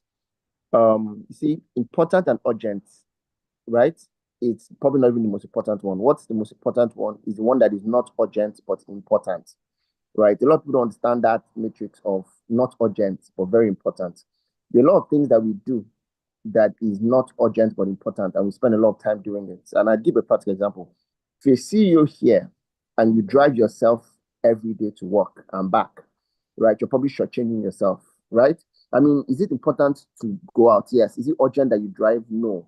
Someone can always drive you. It's important that you get around. The money you'll be saving, right, by not having a driver is probably penny wise, pound foolish, because at the back of the seat in Lagos traffic, for example, you can do a lot of things, right? So I think, first of all, we should know how to delegate. And the best way to delegate, something you want to start your year with, is one, and this is a basic hack, is one, start up with having a GM that works, right? Most of us who say we are CEOs, if you think about it deeply, we're actually GMs because we don't have a GM, right? Right? Get a GM. I mean, I know how powerful GTech structure has been in the last few years, and the strength of that is because Dr. Stephen has learned to prioritize on what's most important, right? And delegate other things that seem urgent but not very important. I mean, I still saw Rana a few days ago, right, do the promotional video, and I thought that was really amazing. So get yourself a GM. Second thing you must do is take your company, broke it down to 3 levels, like I always like to say. Your company must have 3 levels as you're starting up 2025. The 3 levels will be the higher level, which is called the corporate level. That corporate level, get yourself a board. Right? You cannot even be following Dr. Stephen as a mentee and you don't have a board. Right? I've sat on his board for almost 10 years, and I can tell you that the strength of the mind power, just last 3 weeks, I think 2-3 weeks, we were sitting down and looking at the power of this matter. Like, he was more silent than other board members. We're the ones throwing the questions, everybody. Imagine when you have 20 people with 20 different energy level and experience. So get yourself a board. There are 3 levels. First level is called the board level. Second level is called the management level. The third level is called the operational level. If you don't start this year, next year with these 3 levels, you will be shortchanging yourself. So corporate level is board level. Get yourself a board. Management level is get yourself a manager, a GM. That manager will get things done through others. Then that last level called operations. Treat anybody in your company that drags you as a CEO to that level as an enemy. Right? In fact, assume that person is after your life. Right? So if anybody comes to you and wants you to do operational work, for example, you're sleeping and your phone is at 9 o'clock and one of your staff saying, "Oh, God, I'm not coming to work." Treat that information like it's an enemy. Because if you have a GM, they should be calling the GM or at least the HR. Why are they calling you? Right? So I think that that's a first hack. Second thing is not to get technical. Start with the end in mind. I don't know how much you're ending your balance, your account balance this year with. If you say, okay, I want to make that 10x or 100x, write it down somewhere. I saw Dr. Steven do this 10 years, over 10 years ago. You know, when you were in Ogba, where you write a check and put it and write it down. And I'm sure if you put that check now, you laugh at yourself. And I remember me then saying, this guy has got to be a dreamer, because that was big money for me and you then. Do that stuff. Start with the end in mind. Look, if you ended this year with, say, 120 million balance, put 10 to it. That becomes 1.2 billion, right? Write as a check. Put it where you see it most visibly every day. For example, if you're a female, you probably use your mirror every day. Guys don't look at themselves in the mirror as much as women do, right? Because you're looking at yourself in the mirror, put that check on the mirror. Every time you're brushing your teeth, the check is looking at you. You're doing your makeup, the check is looking at you, right? Now, that is your yearly goal. Now, break it down into bit sizes of quarter and then monthly. So because it's 1.2 billion, break it down into quarter. What does that give you in the quarter? That gives 400 million in a quarter. Break it down in a month. What does that give? I think 120 million in a month. So that's how you do it. Now, all that is what you want to be, right? There are three things you must define. What you want to be next year. That thing you want to be next year is your biggest vision. Yeah, you can do it in different areas of your life. I'm talking about money because that's finance. But other parts of your life, including even your health. What do you want to be in your health? Maybe let me assume you're ending the year with maybe overweight, you're 160 kg. You want to be a 90 kg. Write it down. That's what you want to be. Now, I'll tell you where this is very important, and I think I'll write up in less than 5 minutes. Now, you know what's funny? Now, I've talked about your health. I've talked about your finance. You can say even in your team, what do you want to be, right? You write it down. Now, all of those things you wrote down, let me assume you wrote like 6 things. For example, in my own, I said, okay, I'm going to be, let me say, a $10 million business. That's finance. Under health, oh, I want to be healthier, right? I want to be a vegetarian next year. I write it down. Under family, okay, I want to be, say, a better husband. I write it down, right? I want to be closer to my kids. I write it down. Now, you now go back and now go to each of those B. And now ask yourself, what do I need to do to be them? So this model is called the Be, Do, Have. It's an interesting framework, right? So you define what you want to be, put it in a place that is very visual. Is your B's that you actually use for your vision board, not your do's, not your haves. Is your B's, right? So if you say you want to be a billionaire, you put vision board of all the billionaires you know in your corner. Now you now write the do, right? So for example, I said I want to be a billion, let me say billion naira company. What do I need to do? I was okay. I need to do more mentorship, right? So I want to look for a mentor that is 10 steps ahead of me, 10x. The problem people don't realize is how powerful associations are. Dr. Steven is the master of this. Association changes everything else, right? Then you now write what you need to have. B, do, have. By the time you do one, if you do 4 B's, mathematically, you get 16 do's. It's very mathematical. The only way this can make sense is a diagram. If anybody wants a diagram, right? I'll probably just maybe drop my number. Just send me a message. Funny enough, my Instagram has been bad. My WhatsApp has been bad, right? But you can either send me a text, send me a message, or maybe my email address. I'll send you the template. The template is amazing. It's a diagram, right? That you can use to plan your year. I have a sample and I'll share with you guys. Now, you now take all of those things and now put them in an Excel sheet. Paint them all red. So if you have 4 B's, you're going to have about 16 do's, right? And then let me say 16 times 4, right? You're going to have about 64 halves. When you put them all in Excel sheets, you color, you know how you use Excel to use color. You color everything as red. Now, red means that they are not done. As the year starts, right, maybe every week, you go back to those red, you have 64 reds. You start to look at the ones that you're making progress. Once you're making progress, you move them to orange, right? Remember, red, orange, then the last one is green. So you have 64. You're starting the year by next tomorrow, 1st January. It's going to be 64 reds. By the middle of the month, some would have moved to orange. As the year goes, all of them should move to orange. All of them move to orange means that you're making progress. You're not there yet, but you're making progress. Then you now start to move them to green. Green means that they are done. So the success at the end of your year is dependent on how much red became green. I'll send you a template for this Excel sheet. It's called a Gantt chart. It's an amazing way to visualize things.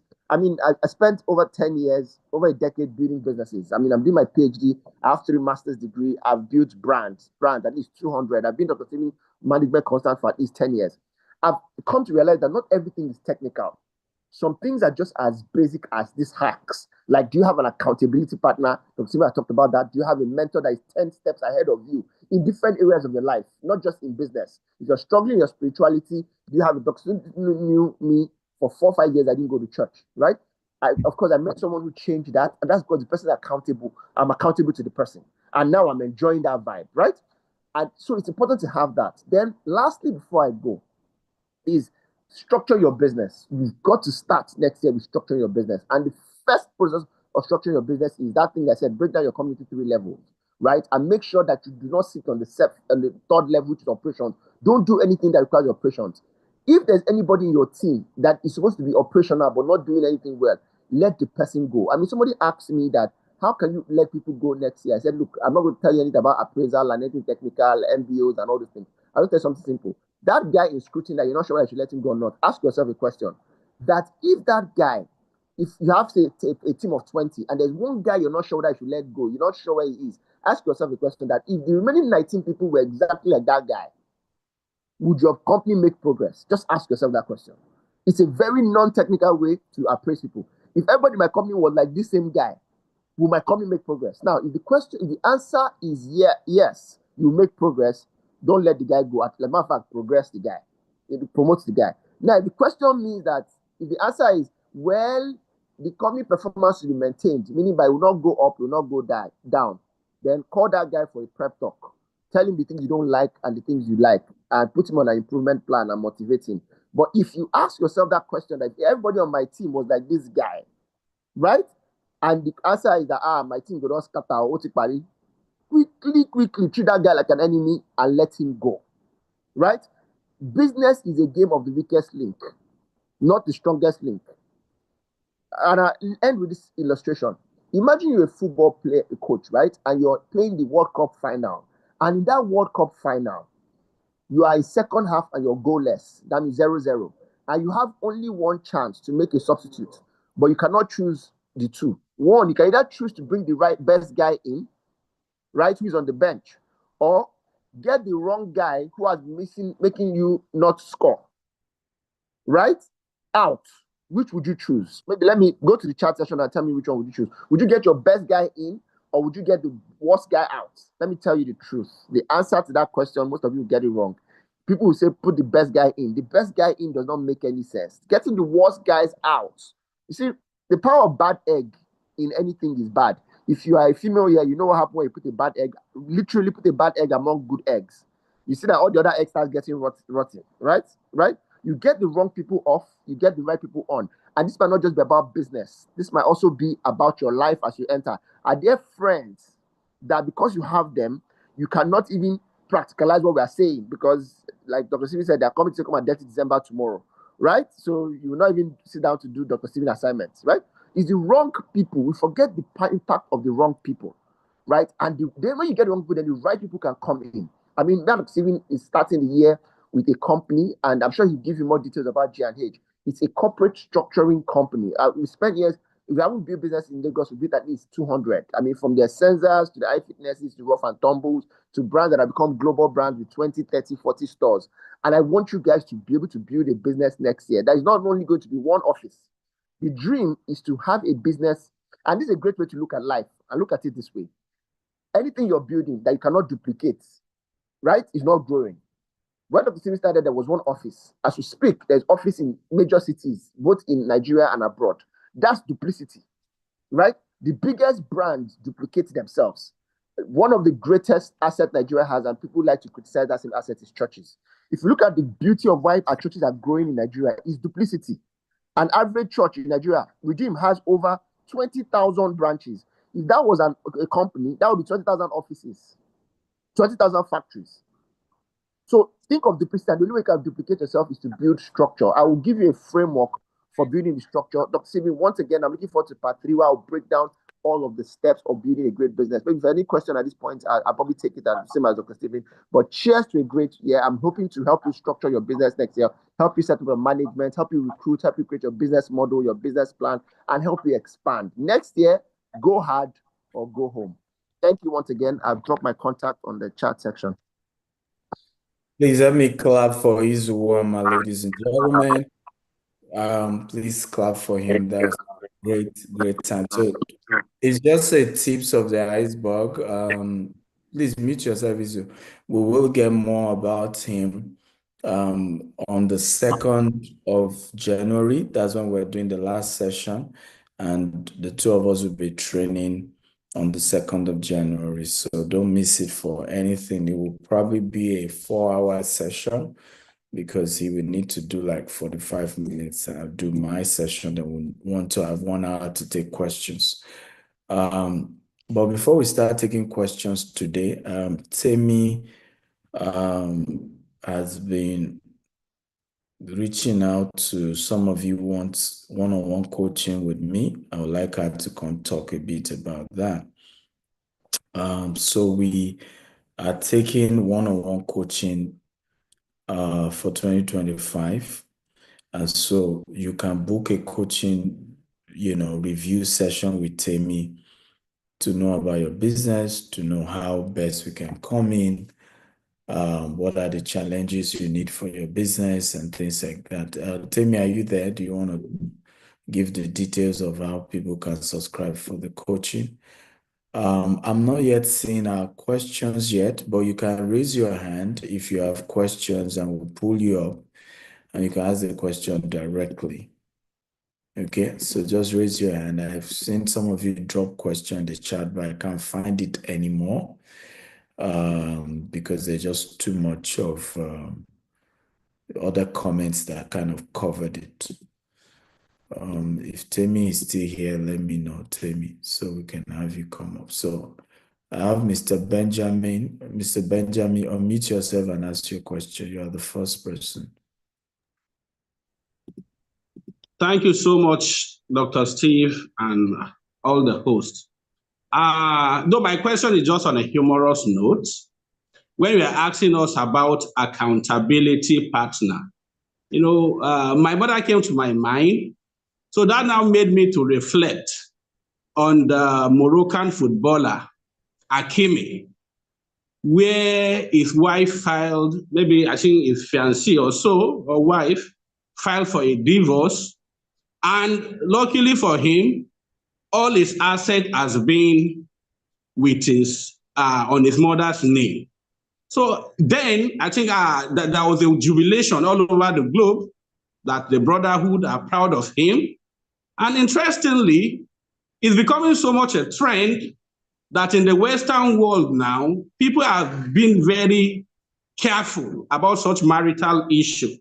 Because we know the way, I think Jeff Bezos has such a case, Bill Gates has such a case. So please, what is your view on this trend? Because especially high net worth people are very careful with that risk. Because I learned that would have been what informed Ronaldo's marriage. I think they say they are not partners, they are domestic partners. Even our own Osimhen here in Nigeria is now a father with a lady that is not married with. So please, how do we, make this trend meaningful for marital life? Thank you. Well, first of all, I'd like to answer questions that borders to you and not general. Thank you, sir. And not general, what do we call it now? Not general situational questions. So what do I mean? I'm not particular about those who choose to be scared that their wives will take their money and all of that, because there's no one finger fits all. Everybody has different background. I, for example, I'm lucky to have married somebody I've known since campus days. We're friends. So the trust level is way higher. My wife is my next of kin. God forbid anything happens to me, all my wealth goes to my wife, not even to my children. Maybe when my children grow up, we can then restructure and start putting things in their name. But as of today, everything is about me and my wife, for me. But I can't say everybody do the same, right? So because different stories, different background, different trust level, I mean, if I myself have doubts about my wife, I definitely won't make her my next of kin as well. So some of these things are very individual. So we can't generalize them. We can't pick what happened to one and use it for the other, because I don't know the story. I don't know the circumstances around their marriage. Of course, men who married after they became wealthy have to think twice about who they're marrying, and I agree, because it's not a case of you married somebody who necessarily it was just about love. There's also that element of, the person marrying your status, your achievements. But some of us were lucky that we met our partner when we had nothing. And those people believed in us and we grew. And so it would be ridiculous not to trust such partners, right? So, like I said, I find it difficult to answer questions that are just general. If it's your particular experience now, and then you give me the context, I can give you advice. But marriage is not general, it's individualistic. Experiences are different. I mean, when you hear some other people's story, you will practically cry for them. So the same means that I'm very much in favor of one marriage, one home, all of that. In some cases, I've encouraged people to immediately divorce. Immediately, I didn't even give them an option, right? Immediately, at least separate, because their life were threatened.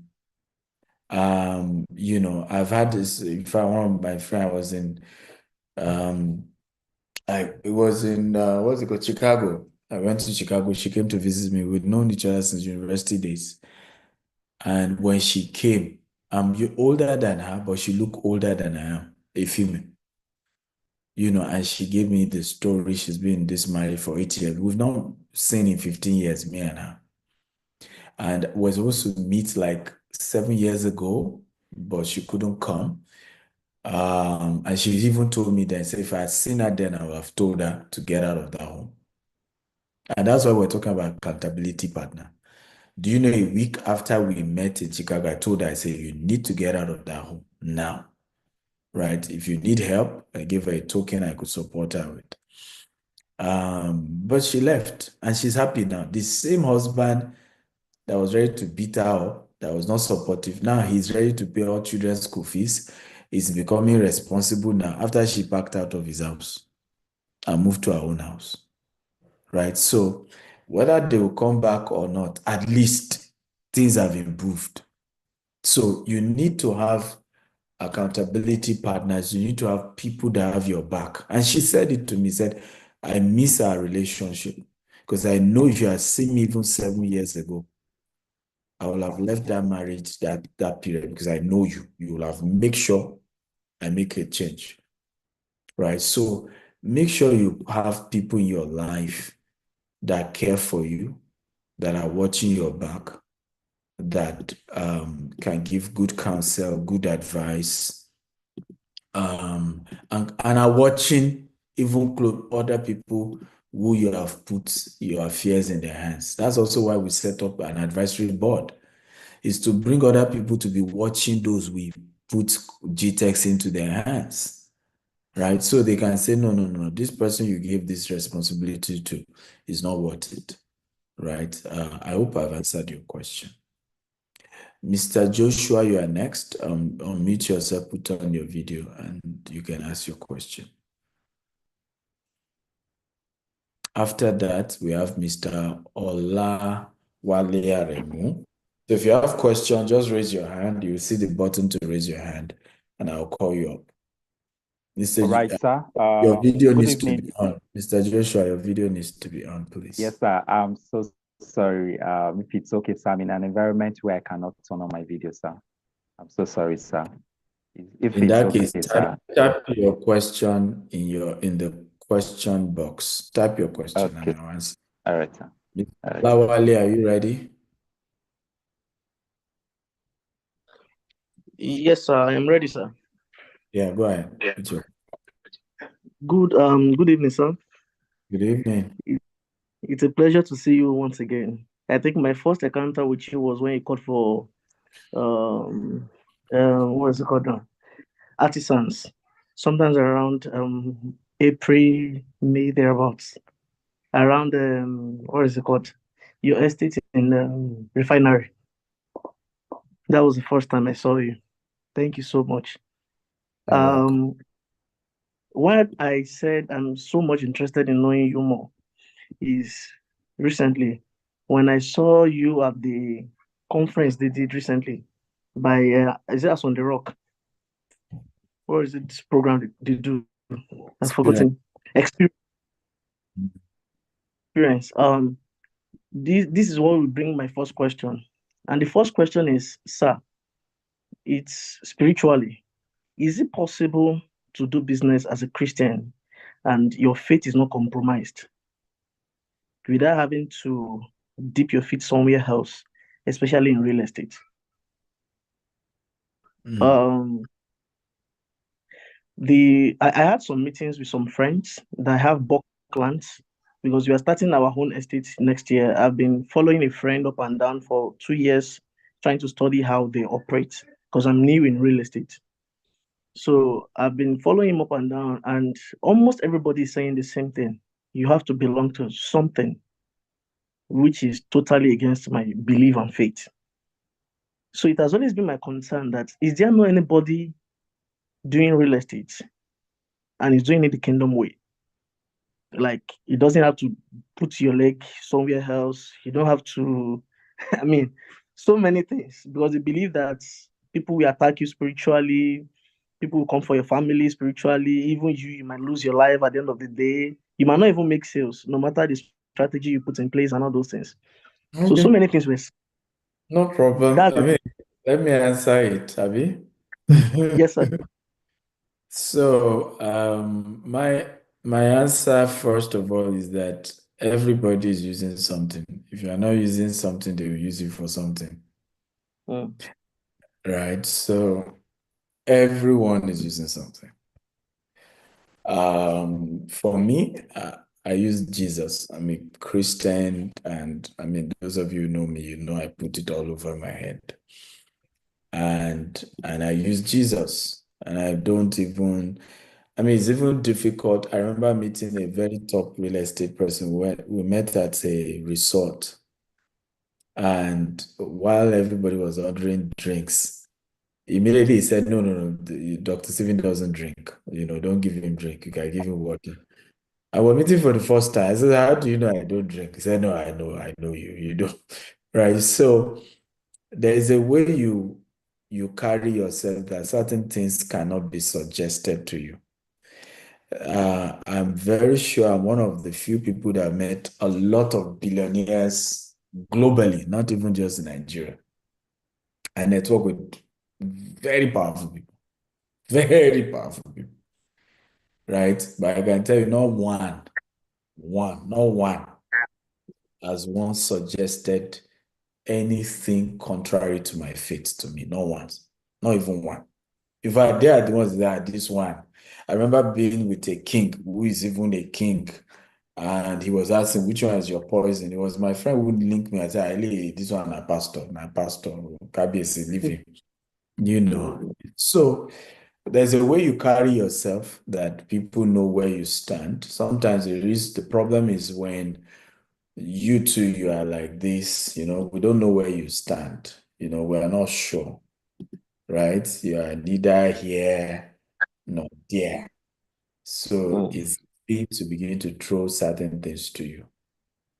mm, That's number two is if you then choose to, I don't see anything wrong with your faith because this class is not a Christian gathering. When I'm in a Christian gathering, I will talk Bible. But this is a circular conversation. So, but my argument is whatever you believe in, hold it firm. It does not make sense, right? Not to. That's why I started by saying everybody's using something. If you're not using something, they use it for something. I strongly believe, based on my work with God, that charm cannot work on me. And I've had several instances in the course of trying to buy land where people have used either it's bartering, all of that. I've had people put charm, they call it ebo, voodoo on our estates, right? Food for the gods. And we've gone to use our hand, remove the food for the gods, anoint the place, which will have mysteries in the kingdom that we use, right? So my advice would be know who you are, and Israel always talk about it this way. Let me tell you the truth. You must understand that when we're talking about mentorship, accountability partner, we're saying the same thing these people are telling you, in case you don't know. In those days, you used to hear of Ogboni, Abi? Ogboni, I think it's more of our parents' days, Abi? What is Ogboni really? Ogboni is like what we are doing right now. Is a group of people that have come together for a common cause, right? And everybody is saying if anything happened to the other person, we'll come to the defense of the other person. It's even in the Bible. You see cases where, Abraham strikes strategic partnership, or people went to strike strategic partnership with Abraham. That if something comes after Abraham, what happened? The other people will come and defend Abraham, or Abraham will come and defend. There's a case where Abraham took 300 people who were raised in his family as an army, and they went to fought to defend somebody he had a strategic partnership with. The problem is that when we Christians read the Bible, the thing looks like Greek and Jewish. And so when we're talking about mentorship, join Dr. Stephen one-on-one mentorship. In your mind now, you don't know that is a godly Ogboni we are talking about. There's something that you, Dr. Stephen has to use his network, his resources to come to your defense. Right? But to choose to go into business and be alone. Okay, I'll give you an example. Do you agree there are certain challenges I will face in business and Dr. Cosmos will rise to the occasion? How many of you agree? Israel? Like that there are certain dimension of money that we say, how much is even owing you? Okay, I don't pay. Carry your Allah go. Do you agree? Yes, sir. Yes. Sir. Okay. Do you agree that there are certain spiritual battles I will face? And Oyedepo will say, whoever is behind this thing will die today. Do you agree with me? Very true, sir. So the question is, you may not have access to Oyedepo, you may not have access to Cosmos, but you have access to Stephen. And the Stephen you have access to, you are not strengthening your relationship with Stephen. That's the problem. Okay? So even the people giving you those advice, if they have been seeing you with Dr. Stephen, wouldn't they say, you have Dr. Stephen, the guy go protect you now? Wouldn't they say so? True, sir. You can't leave this world in isolation. And I think Izu will talk more about this. But usually most of what they are talking about is not necessarily, quote and unquote, evil. I'll give you an example. I used to hear about Tony's Red Party. I went to Tony's Red Party in New York. There's nothing diabolical there.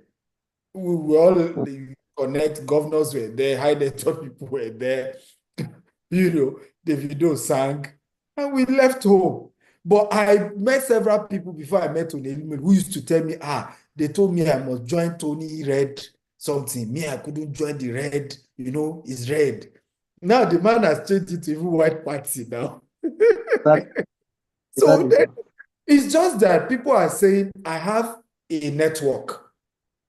Are we together now? Join that network and let's come together and defend each other. That's all it means. Before I bring Izu up, and Temi, by the way, we're waiting for you earlier to talk about how people can join my coaching and the coaching call they need to book. In Abuja, we had my book launch and a lot of my mentees came. I don't know whether some of them were here. Busayo, I think Messi was there. In fact, at some point, even me, I had to be tender. I said, you people need to start paying me for how you network amongst yourself.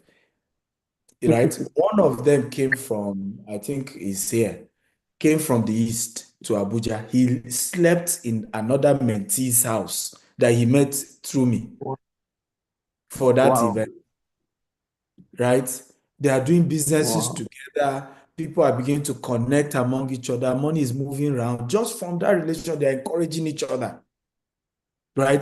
Busayo, Mr. Mark now, Busayo is helping with HR. Mohammed is not here. Mohammed helped Busayo with her HR for recruiting well. Meanwhile, Busayo is now helping another person too. There's a lot, even just amongst ourselves, aside even what Dr. Stephen will do for you, even amongst the quality of that relationship, what's beginning to go round and the opportunities is immeasurable, right? So that Yes, is sir. how Yes. it works. But so not all of those things they are telling you join something that is totally negative. Some is just, there's this network. The only thing is some of them, they will have to swear to something, you will not betray each other, those kind of thing. In my own mentorship, you don't need to swear to anything.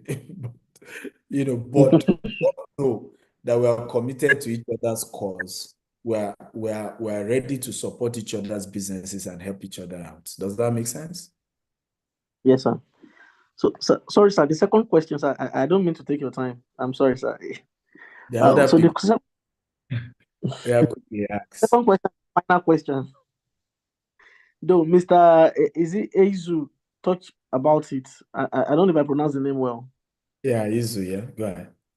So he mentioned about structures and everything. So I'm this kind of person that I have the skill.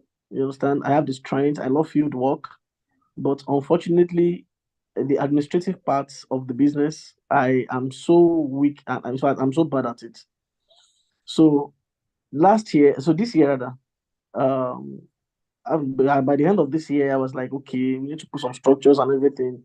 Then I discovered at the end of the day, I was even doing the wrong thing at the end of the day. I almost even crashed the business trying to put one or two in place. So I don't know, sir, if um, it's a thing That's that's, what, because of time, that's exactly what the company we now have does, yes, right? sir. So we have a partnership, a new company, myself and Izu. And the goal of the company is to be able to help you. So Izu has all the templates. I have the practicality, right? So we then work together. For every business, there's something we call the intellectualism aspect of it. There has to be an intellectual, there has to be a what we call insight idea bank behind every great business, right? Hmm. And those insights are experimented concepts, ideas, right, of how to go about it. Some are, there's no guarantee about it, but there's a depth. Most Hmm. businesses have that part. And that's where Izu will be handling those parts. What are the templates that have worked for all big companies that you may adopt some of it for your businesses? Then I come from the practical aspect of I'm a street guy running business. And then I complement. So when you have those two working in your business, you can't fail because you Hmm. have the depth, of research, ideas, concepts. Then you also have the practical of how it's been working and how it can work and how you can immediately deploy it, right? Both coming together. And that's what my mentorship does for you. The mentorship myself and Yuzu is working on. So you can be part of it. Again, you need to book a session with Temi. Temi, do you want to come in now and explain? Is Temi there?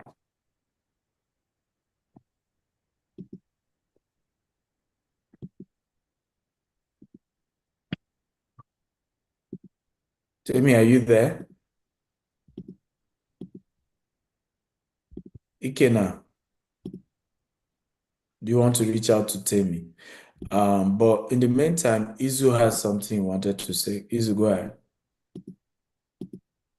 So it was just on that is because I feel like I said LOL on the group. Whenever people come with all these quotes, funny things, I always laugh, right? I mean, and I'm not comfortable with a place of ignorance. I was born in a white garment church. I mean, Dr. Steven, that's something me and you have in common. I carried that till I was 12 years old. My dad was a part of OMOC. Last 3 months, I was in Sierra Leone, right? Senior meeting in the table. Some guy walked up to me and said to me, you sound very intelligent. You should join us. So I now laughed. I said, what does us mean? He said, you should be a Freemason. You should be a Freemason. If everyone knows Freemason globally, that's like Illuminati. I laughed. The guy said, you're one of the first people who is laughing over it. I said, send me documents. Let me read. Let me see. This guy sent me. It took out time. The professor in Sierra Leone, took out time, sent me document. I looked at this thing and I forwarded it to one of my cousins and we laughed over it. And I said, well, oh God, this thing is circle now, is inner circle, is caucus now. This is something that military boys did in Nigeria years ago, where they're in the this is cartel now. Because in the end, if you look at the guy sent me a list of people there, there's a governor there, there are professors there, there are even pastors there. I said, these people literally have everybody in the walks of life there. The main court there is the association. So, for example, if you enter trouble, the judge will come and rescue you, right? If there's a problem, they need to fly you out, they have a pilot. I'm like, in the end, that energy you want to use to go and join, why don't you use that energy to create yours? You see, average people create businesses. Extraordinary people create ecosystems. Ecosystem is the power of, this going through crisis showed us something. That the reason why Didi is in crisis is not something that he did 20 years ago. It's the fact that he stumbled upon people who matter in the world. I was telling somebody that the Diageo deal, the owners of Guinness that got him in trouble. These guys, if you know the history of these Diageo guys, these Guinness guys, right, they literally own Europe, right? So my point here is the devil's greatest, potent, and most valuable weapon is two things: fear and isolation. If you can conquer fear and isolation, you're fine. Fear is making you feel like, because you don't know who you are yourself. That's why any other person can be baboozing you. This universe we live in was designed to attack the weak. If you look at the universe, if a lion enters a place, if you watch Discovery Channel, lions will attack the weakest person. If a demon enters a place, it attacks the weakest person. If you look attack a bull, they will attack you. Right? Universe, no matter what, like even in the Bible, blemished animals were not allowed as sacrifice in the Old Testament. If you look blemished, look afraid, look wounded, right, you'll be wounded, right? So I think that's important, right? I'll end with this. There are 3 categories of people: category C, category B, category A. Category C people are the ones that live in fear, live in isolation. They are the ones that make less than 1 million naira a month. 98% of Nigeria, according to CBN, are category C people. Right? Category B are people who understand how life works. They create associations. Right? They understand that the greatest skill a human being can have is God's. I was telling you about the energy it takes to chase 1 million naira is not more than the energy, is not lesser than the energy to chase 1 billion. The guys that are chasing 1 billion while chasing 1 million just have more gods. Right? They have more. See, not even call themselves eagle. I understand that conversation. The guys who are the richest are not the smartest. They just have more bravery, more gods. Even the Christianity that we think we understand, if you look at the heart of it, it is faith. What is faith? Calling things to be as if they are. Right? It's God. Right? And category A, which is where I want everybody to be. That category A is strategic partnerships. You see, category C thinks hard work. Category B thinks smart work. Category A is strategic partnership. In other words, your first 1 million will come from hard work, your first 10 million will come from smart work, and your first 100 million will come from strategic partnerships.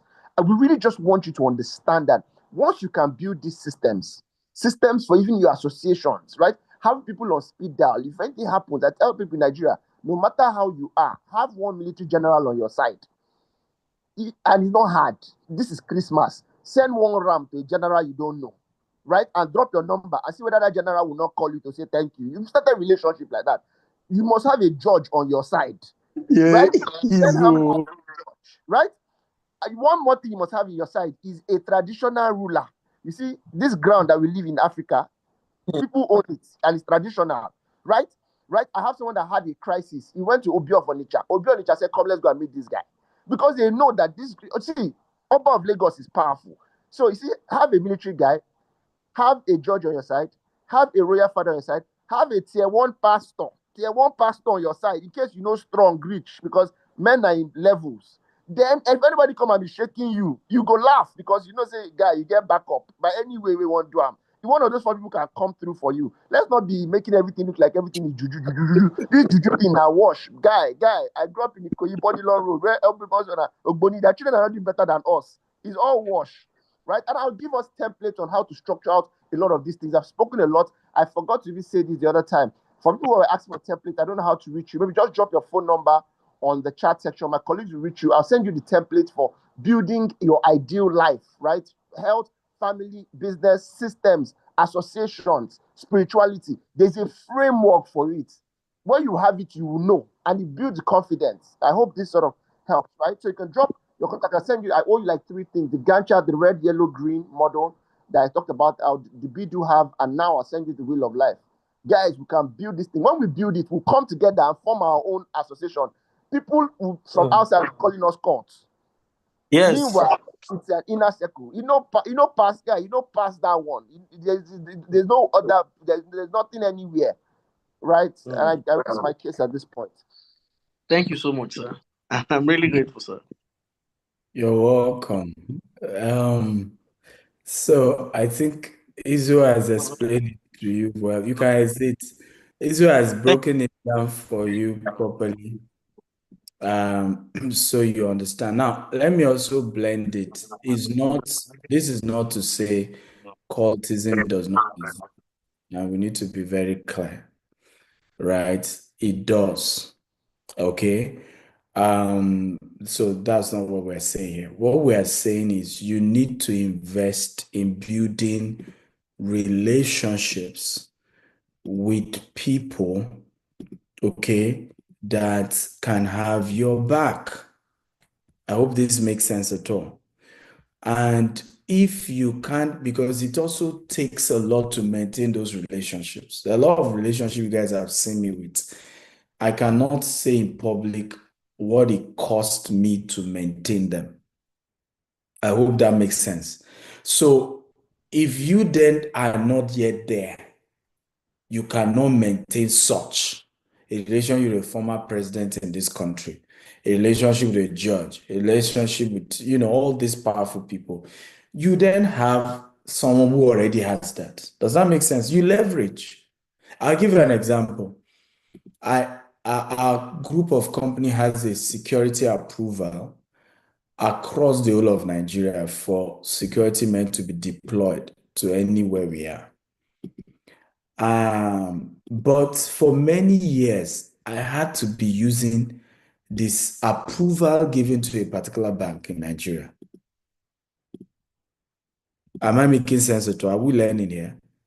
Because we haven't grown to be able to afford to put that structure, even the cost of what we need to be paying, right? We couldn't afford it at that point. So it was cheaper to go under another MD of a bank who has that nationwide security approval, right? So, but years later, we've grown to a point where now we have our own national approval that anywhere we are in Nigeria, policemen are authorized to be deployed to any of our branches, any of our offices, any of what we do, our estates and things like that. So these things is about understanding where you are, what level you are, and begin to plug into relationships. Are we learning here? Okay, that can then help give you that level of peace of mind. And it's when you don't know this, that this is also why you should never be rude to certain people at a level. Don't take certain relationships for granted. There's nobody who has ever helped me that you ever see me in public pull them down. I will never do it. I will never do it. Right? Even when they hurt me, you will not see me do it. Okay? There are some conversation I don't want to go into. But I will give you an intro. Look at what's happening to the former wife of Oni of Ife. The only question I want to ask all of you is this. If that woman was still married to the Oni of Ife, will it have happened? I just want a yes or no. Will the stampede have even happened? Because One, there will have been more security people deployed as a result of being the wife of an Oni. Do you agree with me? So there will be more security deployed, right? A lot of the Oni's personal staff will have looked at things as they progress and given advice. A bigger venue will have been used just by the virtue of she's the queen of the Oni, right? Now, I want to ask another question. Let's now assume by whatever mistake that thing happened, will she have spent Christmas in prison, being the wife of an Oni? Eh? So you just need to understand how African business climate works. It works based on strategic partnerships. Okay? So I'll wrap up with this story I learned many years ago. And you should write it down if you can. A small snake, a baby snake, that wants to grow old and be big must always hide his head under the mother snake until he becomes big. Okay? If the baby snake refuses to hide his head under the what? Under the the mother snake, anybody can just bruise the head of the snake. True of us, because it's a baby snake, right? It's a baby snake. It's just tiny. Just tiny. Anybody will bruise the head. So in the world of business, and it's not by age here, you must know when to hide yourself under bigger people in your industry, partner with bigger people in your industry, leverage on their contact, their connections, their relationships to protect and grow your business. A time will come, your business will now be grown enough, okay, to start making certain moves. I'll give you an example. People didn't know. For many, many years, I refused to do billboard because I learned that the more of these things you do, the more government agency know you and start coming after you. Okay? Just by seeing you as that guy, this company has money. He's doing billboard everywhere. So I had to make sure that we grew our business to a level. Now we're ready to be doing billboards. Okay. But if we started billboard when we were way younger, the billboard could not even be what will have killed the business. Because it would be too visible without having enough support system when agencies of government just comes against us. There's nobody to call. There's nobody in government to call. Right? So I leave it at that. The last question as we wrap up for the day, Mr. Chikudi, go ahead. All right, Doc. Good evening, sir. Good Compliments. Well, I sincerely appreciate your time. I've always appreciate sitting on that. Please come and carry this baby. I'm on training. I'm sorry, sir. Please. So I've always appreciate spending time under your training. Just like February this year, I was at the real estate master class in Lagos State, and the information I got in that meeting actually kept me going in my journey this year. So, sir, I want to make a reference point to when you're talking, you are saying something about digitalizing the system. I've always heard you in most of your programs talking about visibility, right? And I want to believe that there's no visibility in business. There's not enough cash flow in the business when visibility is actually not made available. So now, for example, in my system, just like I interacted with you, that was in February when we came for the master class. But at the present time, I launched a new brand. And as it were, the new brand is more or less, we are still at the building stage as such that we've not fully staffed off the company.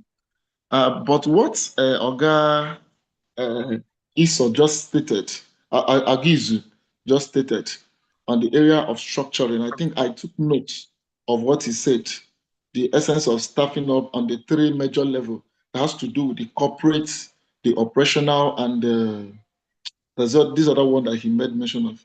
Now, the question I want to ask, from what you just said last now about strategic partnership, it's obvious that mercenaries or people are very, very at the frontiers of every business.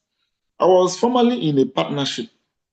Let me not mention the name of the company, but I came alongside to Lagos State with my co-founders. And I come to understand that since that February, we left the masterclass in Lagos State until October, my partner locked up the business that we virtually went into with a clear contract. And now was presenting a lifetime contract, since I'm the frontier of the business, that I must sign a life contract, even when the already existing contract has not actually been terminated, that I'm now going to serve him per se, not even serve the company, serve him for a lifetime. So what are your perspective about that? Because I declined to that, and I can tell you from then till now, it has been a series of war, kidnapping attack, assassinating attempts.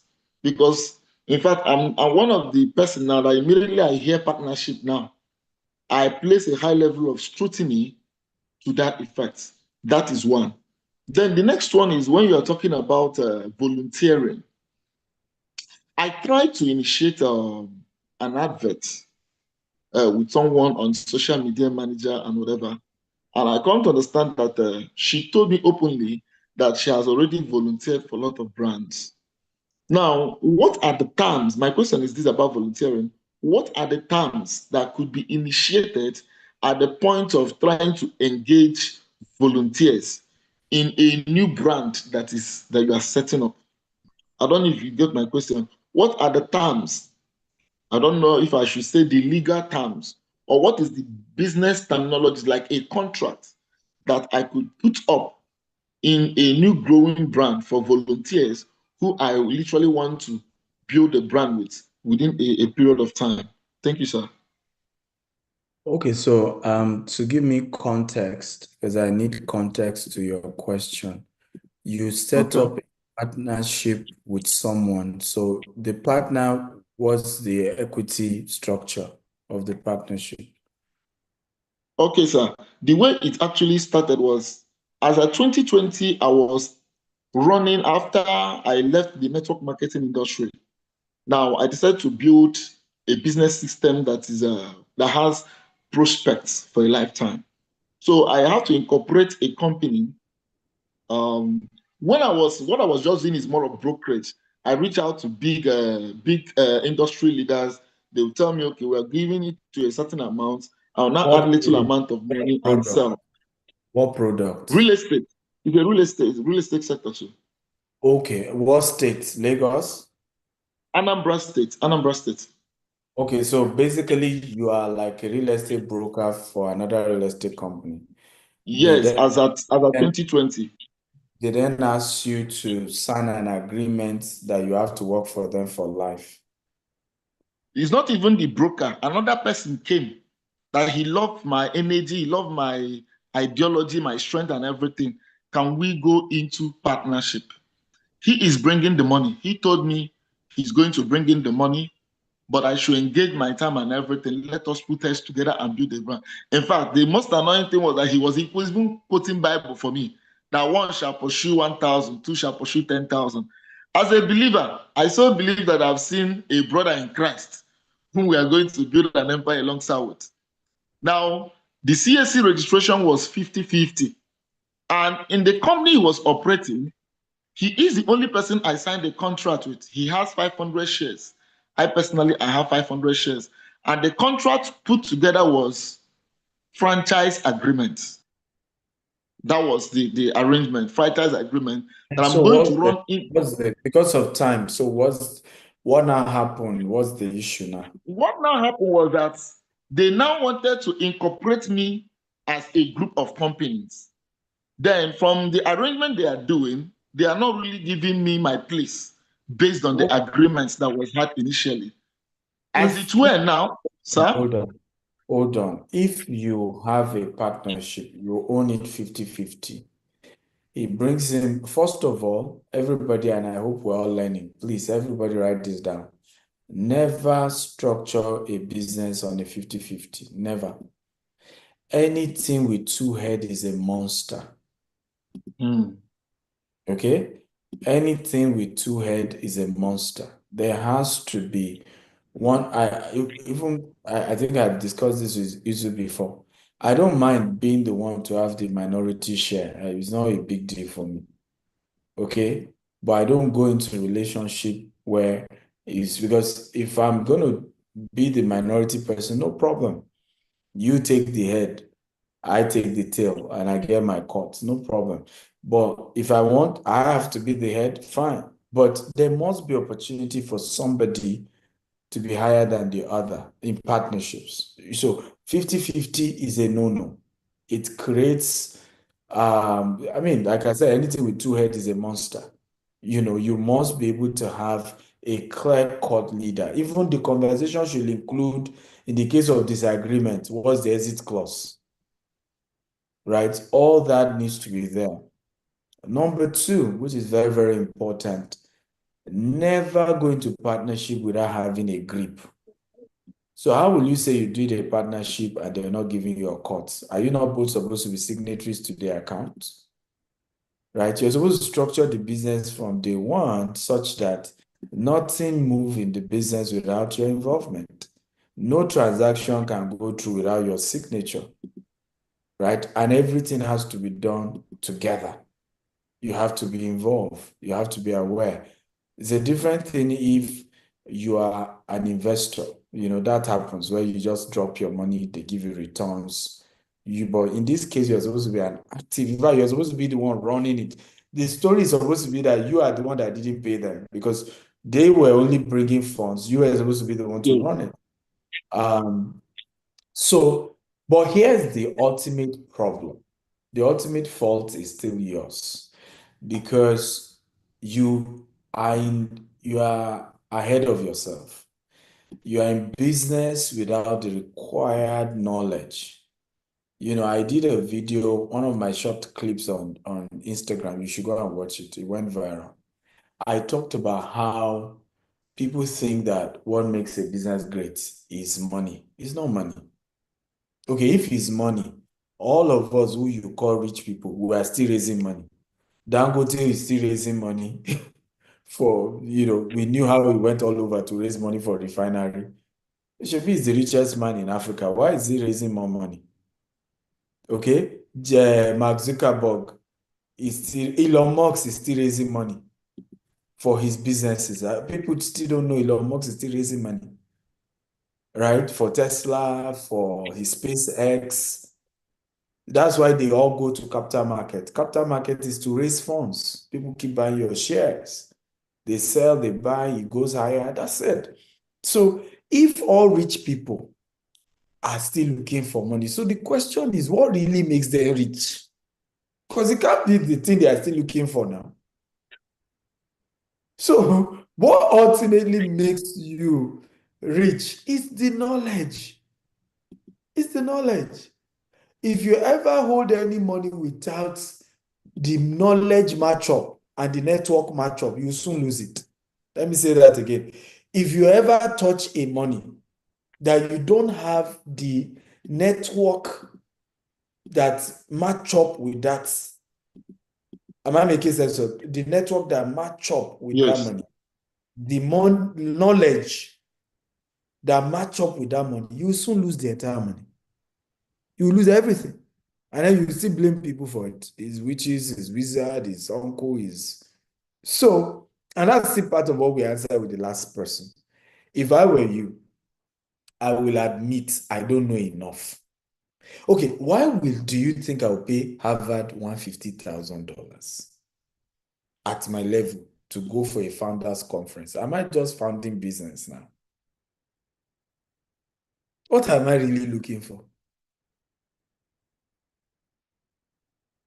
Right? It's because there is a higher level I need to take my business to. Okay? The Elon Musk dimension, the Jeff Bezos dimension, and in America, that I need to go to where I will get the institutional knowledge for it. And if they now say the price for that is 150K, so be it. But I will leave that place, hear this, building relationship with the next Jeff Bezos, with the next Elon Musk, because it will be in that class, I promise you. And with the required knowledge, right, to operate a multi-billion-dollar company. So it's all about the knowledge, guys. It's all about the knowledge. So when people like us say, come for mentorship, what do you think we are doing? We are doing what we call a subsidized version of what cost us $25,000 here, $50,000 there, $150,000 here. Subsidized version, right? And then you acquire the same quality of content, and then you do better. Now imagine you're in my one-on-one coaching. Wouldn't you have asked me that question? So I want to go into partnership with so person. What do you think I should do? Will I not have given you, avoid this, avoid that, take this step, take that step? True of us, right? And you will have avoided attempt on your life. God forbid if you have died of the assassination attempt in God. So let's stop, playing Ludo with our lives. It's one life, it's not two. One. You have one life, not two. One. Right? Build relationships that will help your business destiny. And it's better to start building it now. Guess what? I think this year, 2025, will be the last year people will have this level of access to me, except those of you who already have it. From 2026, I kid you not, I'm no longer somebody you can have access to like this. And I'm telling you the fact, except those who already have it. Because you will never forget those you have. And that's one of the rules to success. If you have built relationship with certain people, except they cut off themselves, right? Those older relationships, you take them seriously, right? And continue to maintain them. So that would be my advice. There's a link there, coachingwithdsa.com/SABM, or you can call the number attached. There's a number also attached in the chat box. You can call that number and tell them, I want to join Dr. Steve one-on-one coaching. Now, even if you can't afford whatever price they mentioned, there's a cheaper version called Silvacta University. Start there. And make sure they add you to the community as well, right? So the numbers is +234 8111 +234 811 018 0000 or +234 818 000 8119. So I think we have that. If Ikena can drop it on YouTube or Facebook, people are watching all over the world, so they can get the detail of how they can join. And like I said, all of you joining, you still have access to Izu, you still have access to several other great relationships I have that will advance your life and business even beyond where it is today. Chukudi, I hope I answered you. Yes, you answered, but it's remaining one, sir. Oh yeah, what's the one? On the area of volunteering, you made mention of volunteering. Volunteering, they are volunteering, right? So Yes, they are to learn. You are not necessarily paying much. Talk to a lawyer. All I see, Chukudi, is that there's a need for a deeper one-on-one session with you, because it's not everything I can share on social media like this. I hope you know. There are some things I can't say in public, right? There are yes, sir. things Yes, sir. there are things we can teach publicly, on social media and all of that. There are things we cannot teach publicly. That is one-on-one, we can talk about it. Okay, and please always know this one. Oh. There are things we can teach publicly, there are things we cannot teach publicly. No, because of the sensitivity, people can twist them. I don't know whether you understand. People can, because all these things go online. Someone can cut a clip now and say, Steve Akintayo said this, Steve Akintayo, So there are things that is publicly privately we can discuss them. But in terms of volunteer, just get your lawyer. Their standard volunteer document they can sign. That's simple. Just get a lawyer and say, I want to set up a volunteer team. Kindly, give me like a template document they can sign. That's easy. There's no, even if you Google volunteer legal documents, you will see on Google and you can print it out and use.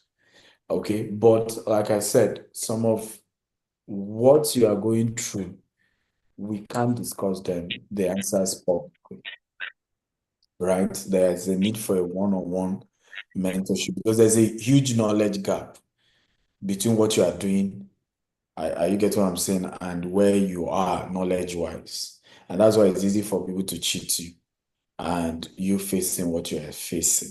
And until you quickly close that gap, am I making sense at all? You will experience more of what you're experiencing. Also, there's also a huge relational gap. Let me give you an example. Are you aware that there are certain nonsense I did not experience in Nigeria since I started moving with certain people? Right? But since I just started, people know, now Cosmos guy, now a depot guy, right? If you look for in trouble, if you offend a depot, you don't want that one. Am I making sense at all?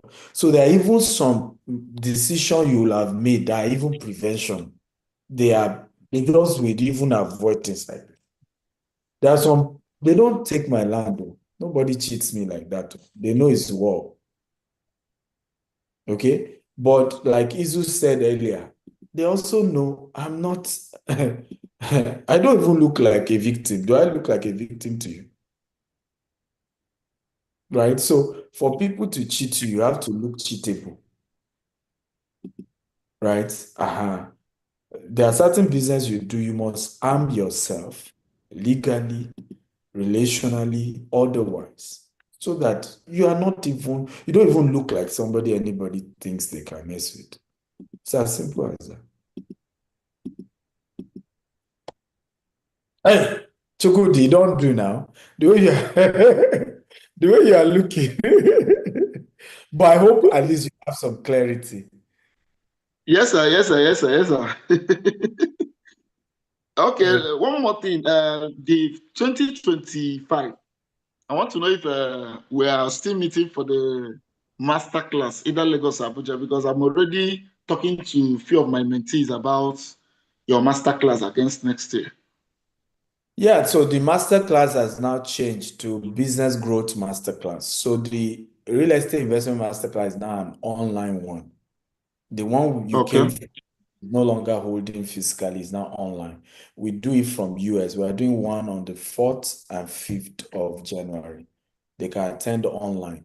Ask the team for the flyer, they will send it, but it's not happening physical. So the one that will now be happening physical is called Business Growth Masterclass. It's more general. It's about growing your business. It's about management structure. It's about sales, marketing, recruitment, structure for your business to be able to scale it, right? And that's what is required. That one I'll be involving Izu. Izu will be one of our speakers and several other friends and mentees of mine. So I will also be bringing mentees of mine who already have results. So they will just come and share their story. Oh, this is what I've been, Dr. Sylvia helped me to achieve, and this is how you too can achieve it. Because I realize a lot of my mentees are doing so well now, and we need to start involving them to also mentor others. Is okay, sir. Okay. Yes, sir. Thank so you, sir. We're done. Valerie, I don't know why you're asking your questions now. I said Chukwudi is the last person. Valerie. The usual, your usual self. You wait for everybody before you ask your question, or you are shy. Oh yeah, I mean, because you're a lady, we have to give you an opportunity. Just a quick one. Hi, Ikena, hi, sir. How are you? I'm good. Ikena, I'm told the URL is not working. So guys, you can call the number. If the URL isn't working, just call the number given. But Ikena, I don't know what's going on with the URL. Yeah, Valerie, Yes, sir. what's I've dropped the official numbers. They can reach out to the official numbers. So sort it out with them. Thank you. Can you fix also the URL? Call your IT guys to fix it. Yeah, Valerie, how can I? Okay. How you doing? Merry Christmas, Happy New Year. You too, and thank you so much, sir. Thank you.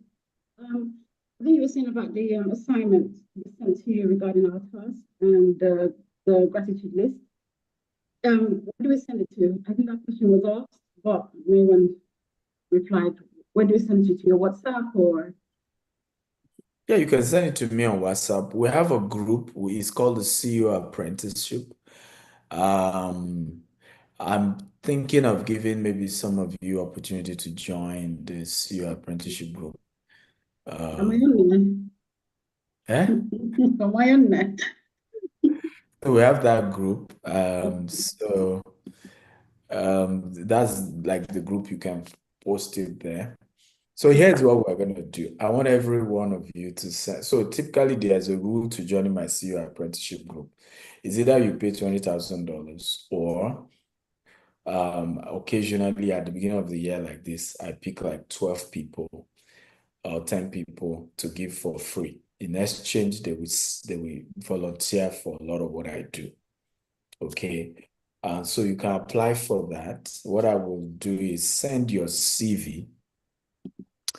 But usually I only take people whose business is at least doing $75,000 annually.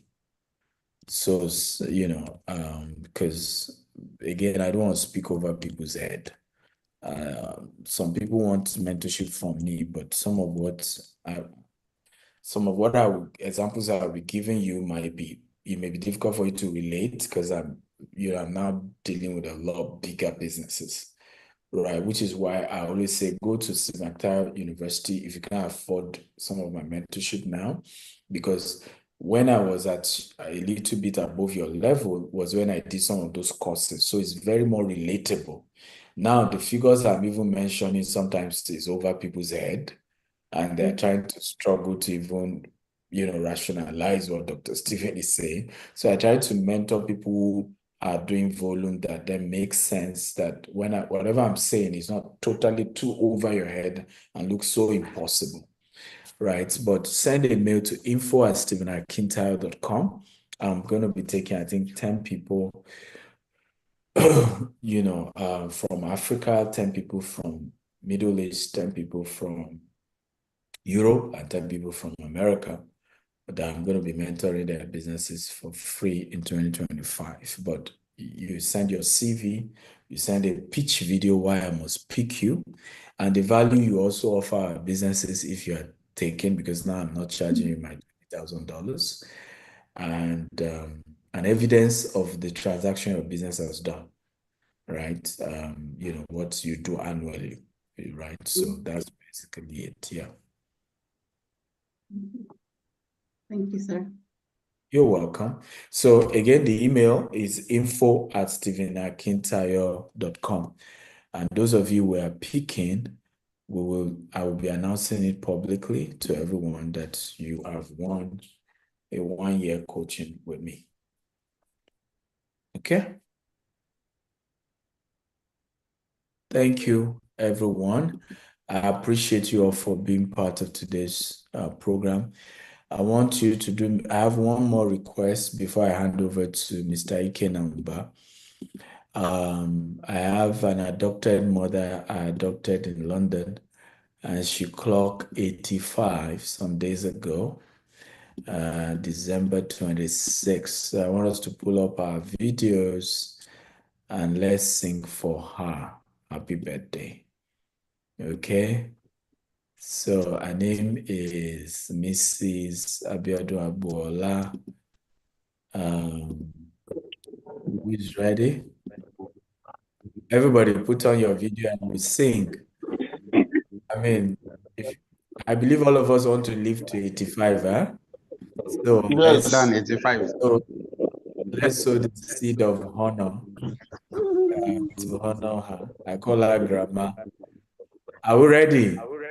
Everybody Yes, put sir. on your video on mute, no noise, and let your video be on. 1, 2, go. Happy birthday. Happy birthday to you. Happy Happy birthday birthday To you. Happy Happy Birthday. birthday. Happy Birthday. birthday to you.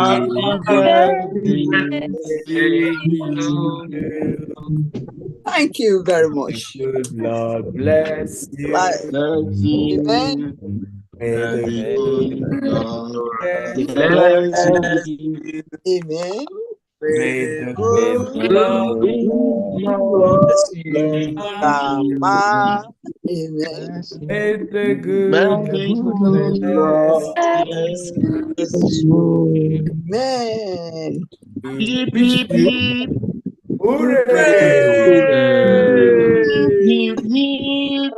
Hooray! Yeah. So, Thank you very much. Thank you very much, sir. for those of you just meeting grandma, and then maybe you can mute yourself because of the noise. Maybe you are new to she is 85. Please mute yourself. Everybody mute yourself. She's 85 and has not been to the hospital in like over 30 years. She still is awake. 2 a.m. Hey guys, mute yourselves. Everybody mute yourselves. So she's still awake. Most times 2 a.m. writing, and we co-author a book together. She told me she has a second book already. We are waiting to publish it. But grandma still has her dreams, her goals, and very healthy. She still takes the London train. She lives in London. Still cook herself, take care of herself in her house. And so I covet that energy, that grace, that depth, that wisdom, that good health. So I had wanted to host her in the US, but her grandchildren came. And I've learned to respect myself. I mean, I can't stand between a grandma and her grandchildren.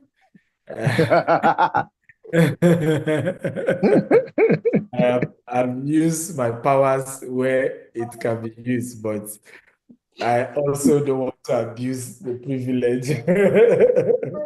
So I conceded to the grandchildren to host her for 85th. But I believe as the Lord liveth, 86th, she will come and spend it with us by the grace of God. Amen. Happy birthday, ma. Thank you very much. This is what he always do at all times, honoring me. The Lord will honor you. That is what is part of what he's teaching, to honor, respect, appreciate. I always appreciate him. He always appreciate me, honor me at all time. Go to the Facebook, you will see me there, do everything, praising me, it's part of it. That is how to connect yourself with those who you want to be like. So I too, I'm strongly connected with him because I want to become something important. Praise the Lord. I pray You're for already important, Grandma.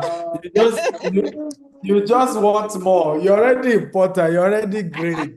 I pray for everyone, that grace that I have, that I'm bouncing around in good health, in joy of heart. The grace, yours will be greater than mine in Jesus' name. Amen.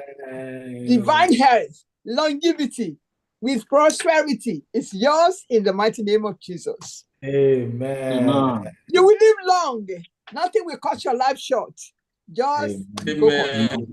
Thank you very much. Thank you very much, my precious son. Favorable one. You always honor me. And I'm very sorry that I couldn't come to Houston in December. my grandson, my great-grandchildren, they were all around, and they said, this is why I couldn't just leave. I know. Mm. I know, like I said, I concede to them, humbly. Thank you. Thank you. Thank you. Thank you so much. God bless you. God bless you all. Mr. Ekena, wrap us up. All right. Thank you. Thank you, Grandma. Thank We appreciate you. Thank you. Thank you, Dr. Stephen Akintayo, for the lectures so far. Please, if you know you got value in this section, please type, I got value, I got value. Thank you, Dr. Stephen. Please, I want to see us type that on the group. I want to see us type that on our message. Please do that. I got value, I got value. I'm set for 2025. I'm set for 2025. And guess what? The next time we'll be meeting Dr. Stephen is with Mr. Izu. It's going to be packed section. I got value. I'm set for 2025. Great, great, great. So quickly, we just want to remind ourselves one or two nuggets. My notes are filled there and taking home with one. I will say one. Another person will say one. Then we call it a day. So the one I'm going home with is that the eagle bird flies higher in the storm. The eagle bird flies higher in the storm. So any other person, if you know you got any nugget as doctor was, lecturing, please, can you unmute yourself?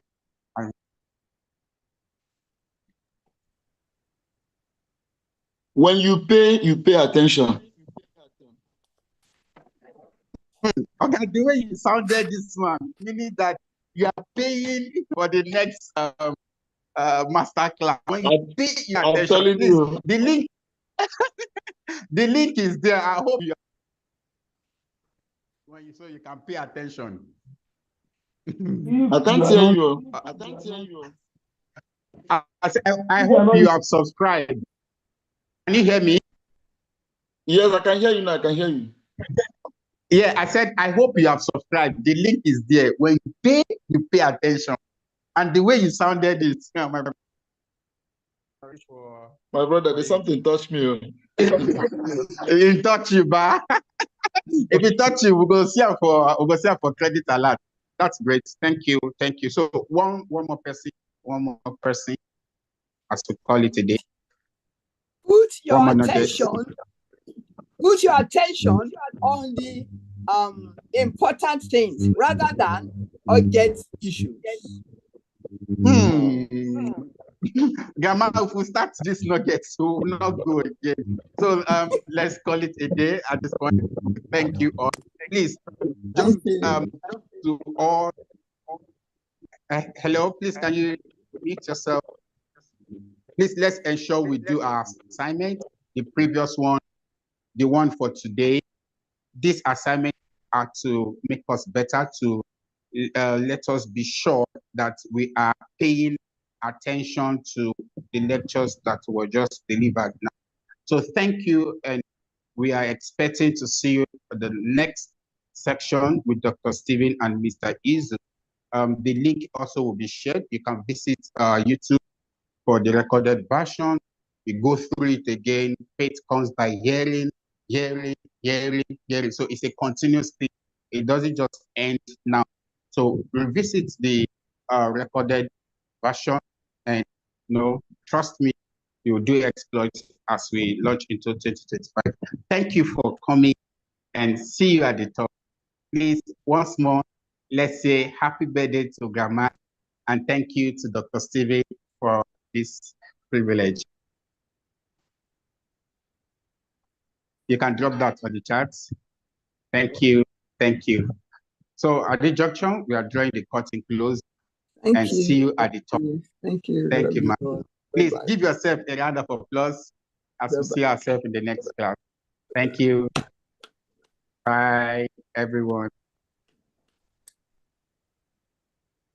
Bye-bye. Bye.